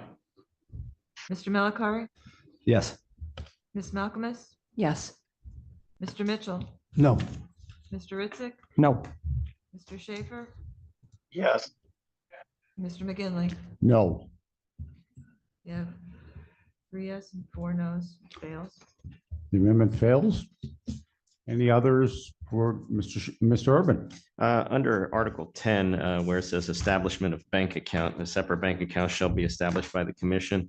I don't think that's necessary. If the county is going to GL it under a particular line item for government study commission, I don't think we need our Making a motion to delete that? making a motion to strike number 1 of Article 10. Okay, do we have a second? I'll second that. Mr. Mitchell? We're going to roll call on Mr. Urban's amendment, please. Okay, Mr. Malakari, Yes. Ms. Malcolmus, No. Mr. Mitchell, Yes. Mr. Ritzik, Yes. Mr. Schaefer, No. Mr. Urban, Yes. and Mr. McGinley. Yes. We have 4 5-2. yes and 5-2. 5-2. Any others, Mr. Urban? So that would just require us renumbering Article 10. Just, I guess, maybe a point of order on Mr. Ritzik. I mean, I know that the words Home Rule Handbook, I think, appear one more time in under Article 6. I would move to strike that as well. Okay. I'll second that. Okay, thank you. Okay, we're going to strike from Article 6, Home Rule Handbook, and we have a second from Mr. Urban. Mr. Ritzik made the motion. Roll call, please. Ms. Malcolmus, Yes. Mr. Mitchell, Yes. Mr. Ritzik, Yes. Mr. Schaefer, Yes. Mr. Urban, Yes. Mr. Malakari, Yes. and Mr. McGinley. Yes. Unanimous. Okay. Thank you. Anyone else? A question on Article 10. Okay. Since we got rid of number 1, shouldn't we get rid of number 2 as well? It mentions the established bank account mentioned in number 1. I personally think that's been eliminated by the vote of the commission here, but we can always revisit that once we get a solicitor on board. Okay. Okay? Yep. We done with? One more, I Go guess. ahead. Article 13, Parliamentary Authority, striking also the PA rule, Home Rule Handbook wording. Same home Yeah. rule handbook. Yeah. Article, which one was that now? Robert's Rules of Order rules contained in this current edition, Robert's Rules of Order newly revised shall govern the commission in all cases which they are applicable in which they are not inconsistent with these bylaws. The PA Home Rule Handbook and state law governing home rule and study commissions. So I think we can just strike out the words of the PA Home Rule Handbook. Okay. Second. Motion, second, Mr. Mitchell. Yes. Roll call on the amendment as proposed by Mr. Urban. Mr. Mitchell, Yes. Mr. Ritzik, Yes. Mr. Schaefer, Yes. Mr. Urban? Yes. Mr. Malakari? Yes. Ms. Malcolmus? Yes. Mr. McGinley? Yes, Unanimous. thank you. Mr. Schaefer, with your committee, would you review these amendments when they're published to make sure that everything lines up the way it's supposed to? If there's any editorial changes or whatever, you can bring it back to the commission. So more review, okay? Yeah, that's fine. Okay. Number 7, Do you have to approve the bylaws with the amendments now? that's right. You had a motion and a second, excuse me. We have a motion and a second to approve the bylaws, and now we have all the amendments added into that. Everybody okay with that motion and second? Yes. Yes. Okay. Roll call on that, please. Mr. Urban? Yes. Mr. Malakari? Yes. Ms. Malcolmus? Yes. Mr. Mitchell? Yes. Mr. Ritzick? Yes. Mr. Schaefer? Yes. Mr. McGinley? Yes. Unanimous. Okay, thank you. We're going for 10 of 9.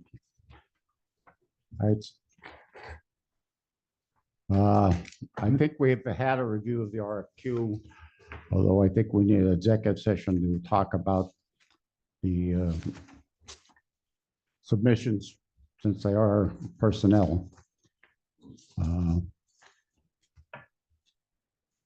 I concur, Mr. Chair. Okay.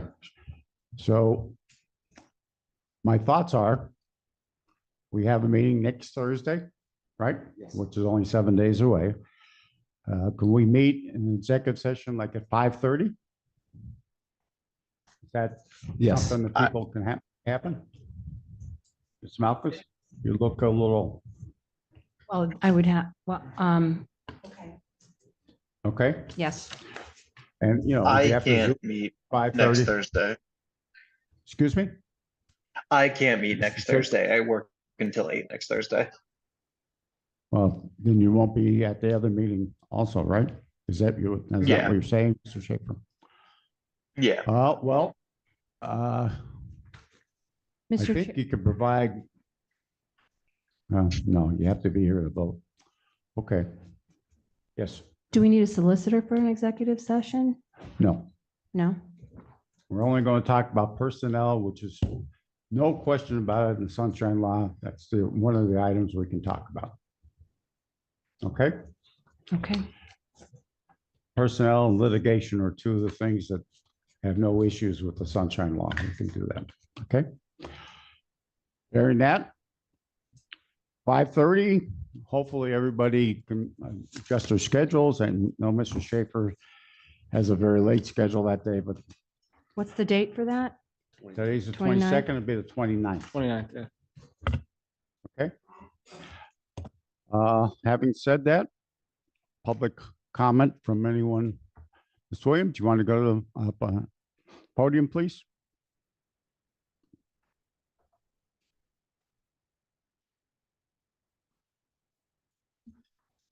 Good evening, Denise Williams, Kingston Township.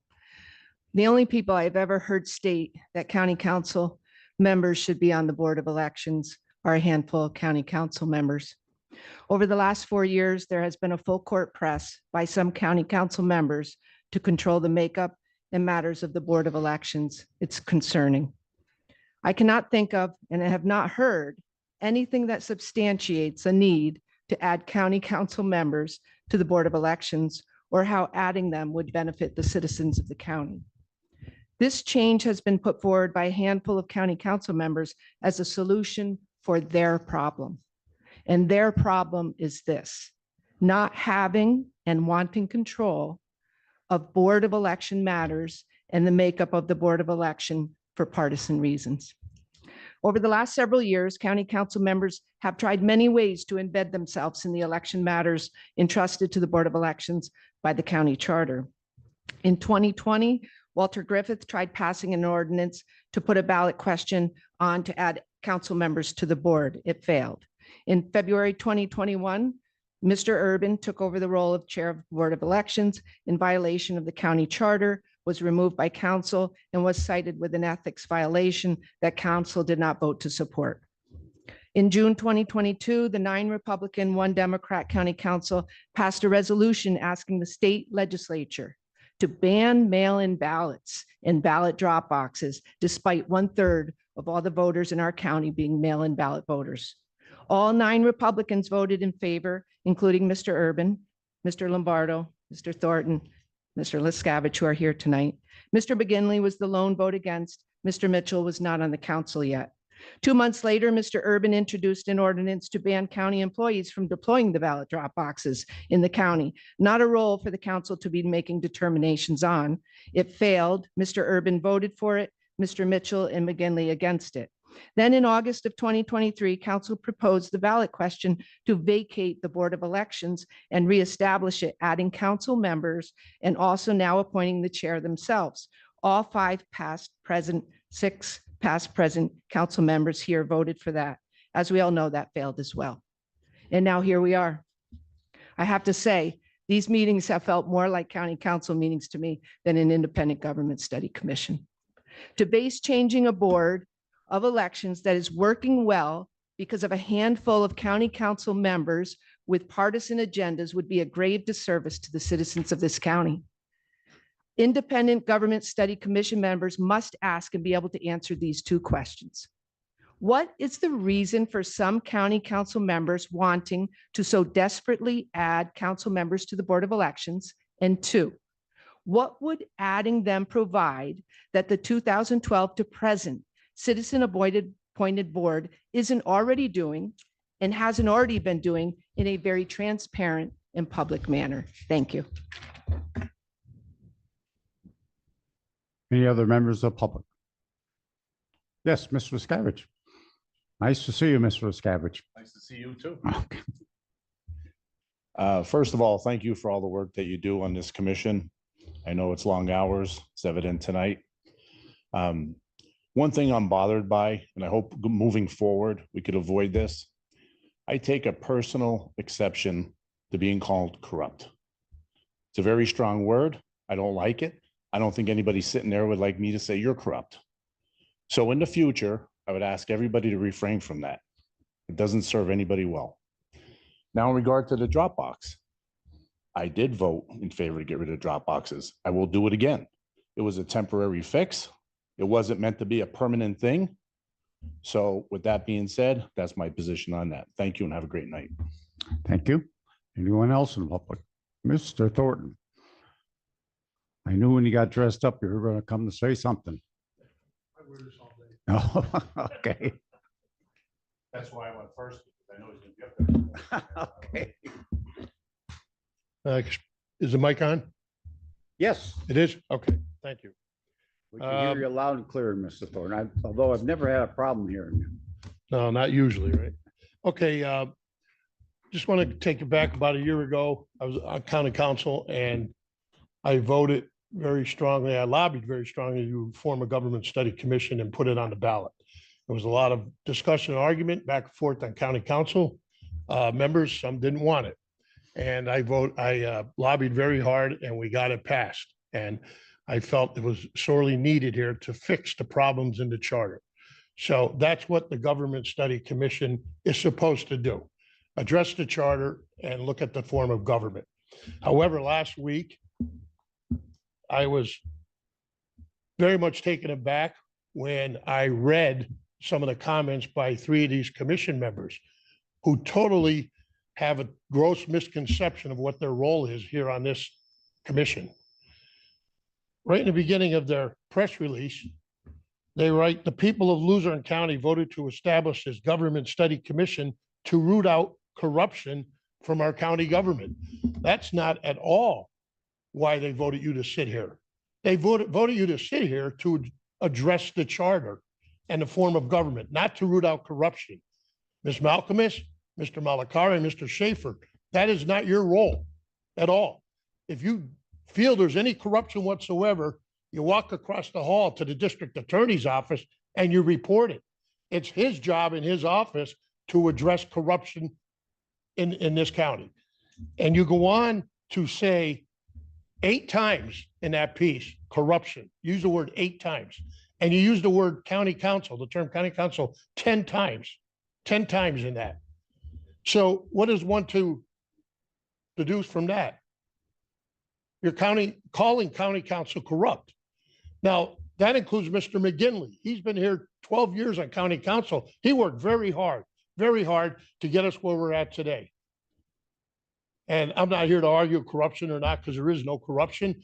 I thought it was irresponsible. It was malicious to smear the names of county council members by saying all of county council 8 times as corrupt. You use words like cronyism, manipulation, lack of transparency, direct threat, undermine. Boy, could you come up with a more negative impression of county council?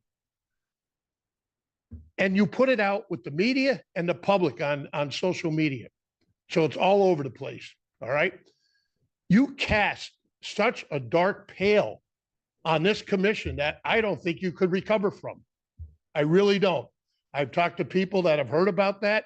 They say that commission is discredited now. You hurt this commission by putting that out there. Now, none of you thought there was corruption here. You didn't think that at all. Because if you did, you go over to the DA's office. However, everyone knows the 3 of you are running for office next year. And you're using your seat here on this commission as your first campaign ploy and strategy. And that's wrong. That's wrong. That's an abuse of your seat on this commission. You should not be doing that. First of all, none of the allegations were true. They're all unsubstantiated. You just threw the word out there 8 times. All right. And I think you're doing a discredit to the whole commission here. Furthermore, you threaten legal action against us. And you position yourselves as representing this commission with this statement. You may argue and say, no, we didn't. But under the banner of the Luzerne County Government Study Commission, that's the very first sentence you used. You wrote, as members of the Luzerne County Government Study Commission, we are compelled to speak out, ... And there you proceeded. You signed your statement as official capacity member sitting on this commission. You signed vice chair, Mr. Malakari. You signed treasurer, Ms. Malcolmus. You should not have done that. You're running under the banner here with this statement of the Luzerne County Government Study Commission without speaking to Matt Mitchell or Mr. Urban or the rest of them. That was wrong, incorrect. It was unethical, unprofessional. And you're really diminishing the success of this commission going forward. I got to tell you, if your intention to get on this commission was to turn this into a political circus, you're off to a great start. Shame on you, the 3 of you, for doing this. You've burned all the bridges of the people, the very people you need to come here and give you advice. I'm surprised Mr. Lombardo spoke tonight. He's under the threat of litigation, of legal action. Under the threat of legal action, none of us should be speaking to this commission. And you put it in writing. I just don't know how. I don't see a viable pathway going forward for this commission to turn out any successful product when you behave like this. Terrible. I really think I don't think you can recover from this. And I encourage every council member here and not here tonight to not speak to this commission. I'm going to encourage that and tell them you're under the threat of legal action. What you say at these meetings is recorded and could be used against you down the road by these 3 members, because they've already threatened, prepared to take legal action. We 3 members. So that legal sword cuts both ways, 2-edged sword. Okay. This is very slanderous. This whole piece, very slanderous. No doubt about it. 8 times corruption, cronyism. I know for a fact your insurance on this commission, your E&O insurance, doesn't cover willful and intentional slander. I know that. If there's legal action coming back at you, your personal assets are in play. Keep that in mind. You're not at home on your Twitter or X or Facebook now. You are representing the county commission, and you stated so at the top of your dissertation here. So I really wanted this commission to be successful. That's why I lobbied so hard last year for it.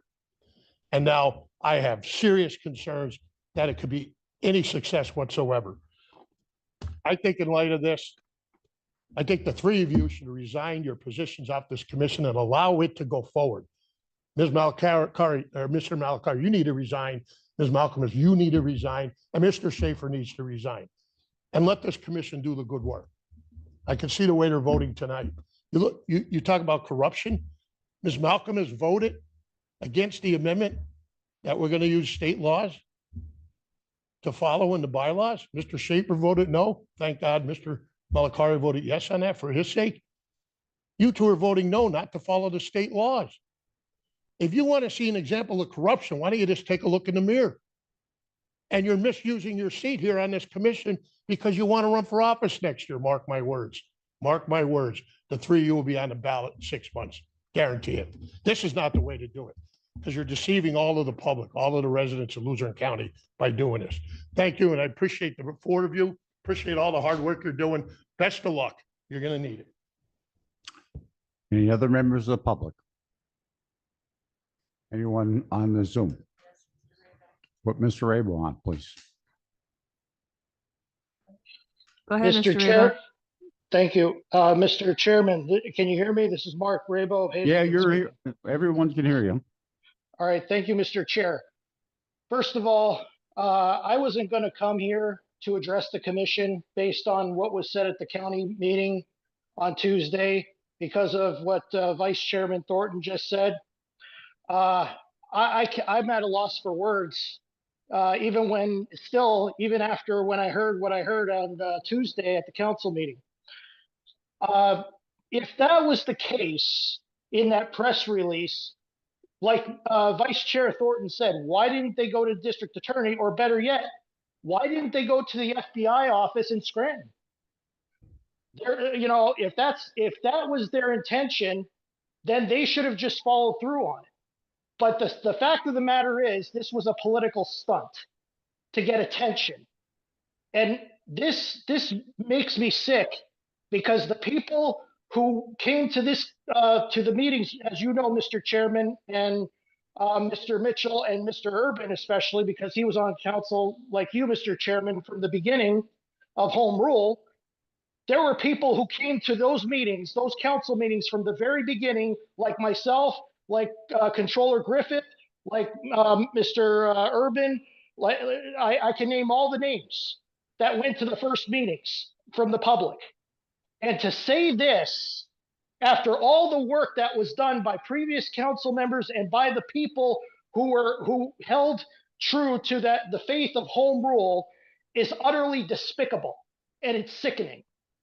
So my advice, as I totally agree with Vice Chair Thornton, and I would only add, I hope that the county council members file a resolution with the state, local government commission, or state government commission, and put those three members of the study commission in front of you under oath, and then let's have you guys face the music, and you talk about your allegations to them, to the state, because I think that's what's necessary here. Okay? And as far as the chair of the election board, I'm sick and tired of hearing about the propaganda over and over again about drop boxes being necessary and legal because they're a convenience. No, the state Supreme Court ruled by a majority because of the COVID outbreak at the time, and because they cited in their ruling the health and safety of the voter was at risk, and because the Postal Service workers did not have enough means to social distance to spread the virus.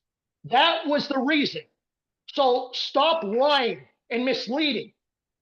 That is not what's good for the people of Luzerne County. They're sick and tired of the lies and the propaganda and the misleading insinuations. Let's act as professionals here. That's what the people want. And please do your homework.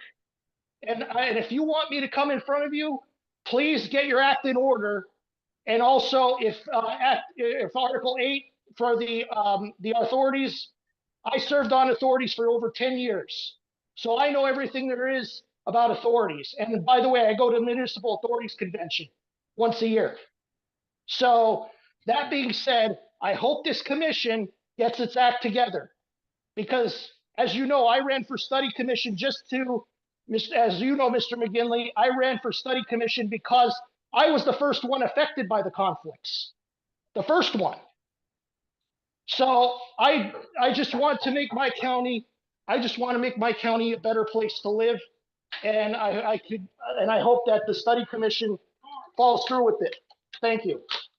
Thank you. Sorry. Whoops, sorry. The Zoom. Mr. Griffith? Yes, thanks, Mr. McGinley. I appreciate you. Sure. Your time, it's 10 after 9, so I do appreciate your diligence. I think the issue with the solicitor should have been addressed. I know it's a late hour. Could have did a quick executive session of 10 minutes and you could have ironed it out and called for the vote tonight. Mr. Griffith, I think it's best for us to take a little time and review everything. Well, only a week. I agree. I think you should, if you're going to take the time to review it in depth, that Elliott, Greenleaf, and Dean is a conflict and should not even be considered. So if you're going to go into executive session and take time, discuss that. That's what needs to be discussed. They're making over $1 million in this county in legal fees. $1 million, that firm. They have a definite conflict and should not even be considered for the position of a solicitor.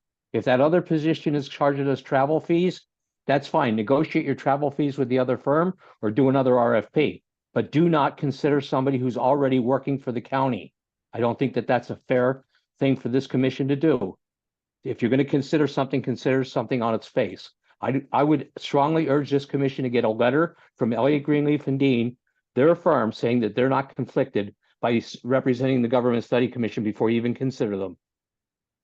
I had issues with that firm once before. They had a conflict. They didn't tell me until after there was a conflict and had to withdraw from my case. So please consider that. The other question that I have for you is on boards, authorities, and commissions. There's absolutely no provisions for anybody who appoints a board, authority, or commission to remove a member once you've appointed them. That's a quo warranto action. There is no provisions that can be made in your statute or in the charter or anywhere that gives you the power to remove anyone, whether it be the chairman of the election board or any member of any board, authority, or commission. Once you've appointed them, they're there forever until they're removed by quo warranto action. This government bodies have no authority to remove people from boards, authorities, unless you put that provision in there as a quo warranto action. We learned that when we had that issue with Mr. Urban. And he's right in stating that he didn't make the issue, but had he been dogmatic about it, there would have been no way to remove him. The other issue that I want to say is let me see, I have my notes here.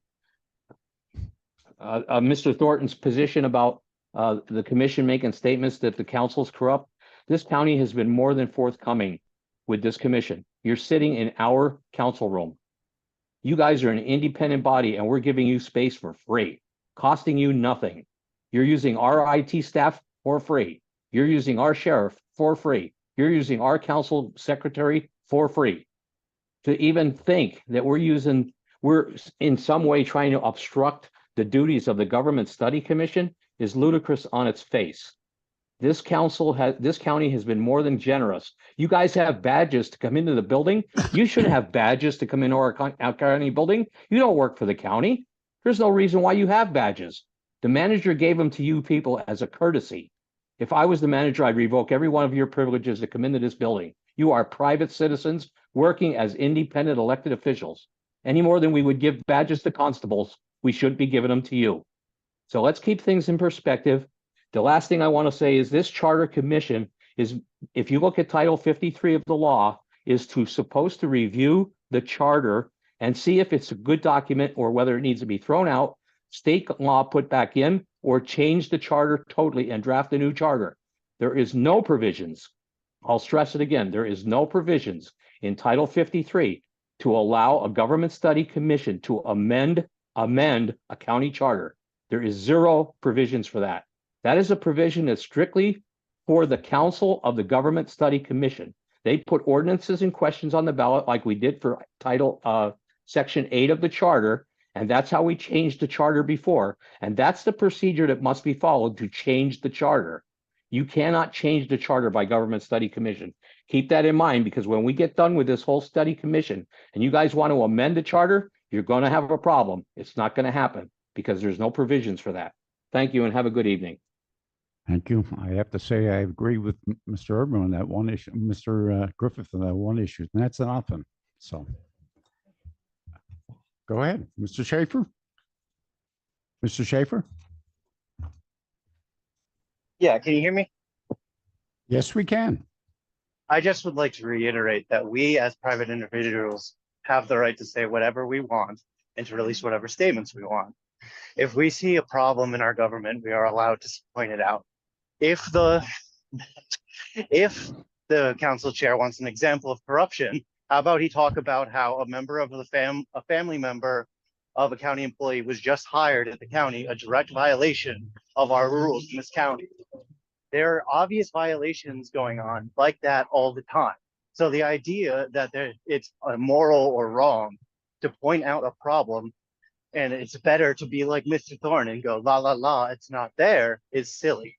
We as individuals have a right to point out problems, especially when they're in the newspaper right now. And so his implication that he's going to try and sue us is yet another example of county council leaning in and saying, no, you can't go here. No, you can't go there. This is intimidation, and it is a gross Okay, violation of us as a body. Mr. Schaefer has the podium. So, as a public official, you are open to criticism, and it's our right as Americans to criticize you. You cannot threaten us with lawsuits to silence us. And that is all I have to say. Okay. A motion to adjourn? Motion. Second. All in favor? Aye. Aye. Long meeting, but thank everybody for their time, and Ms. Lombardo, thank you. If the guys at the podium would be a little less verbose,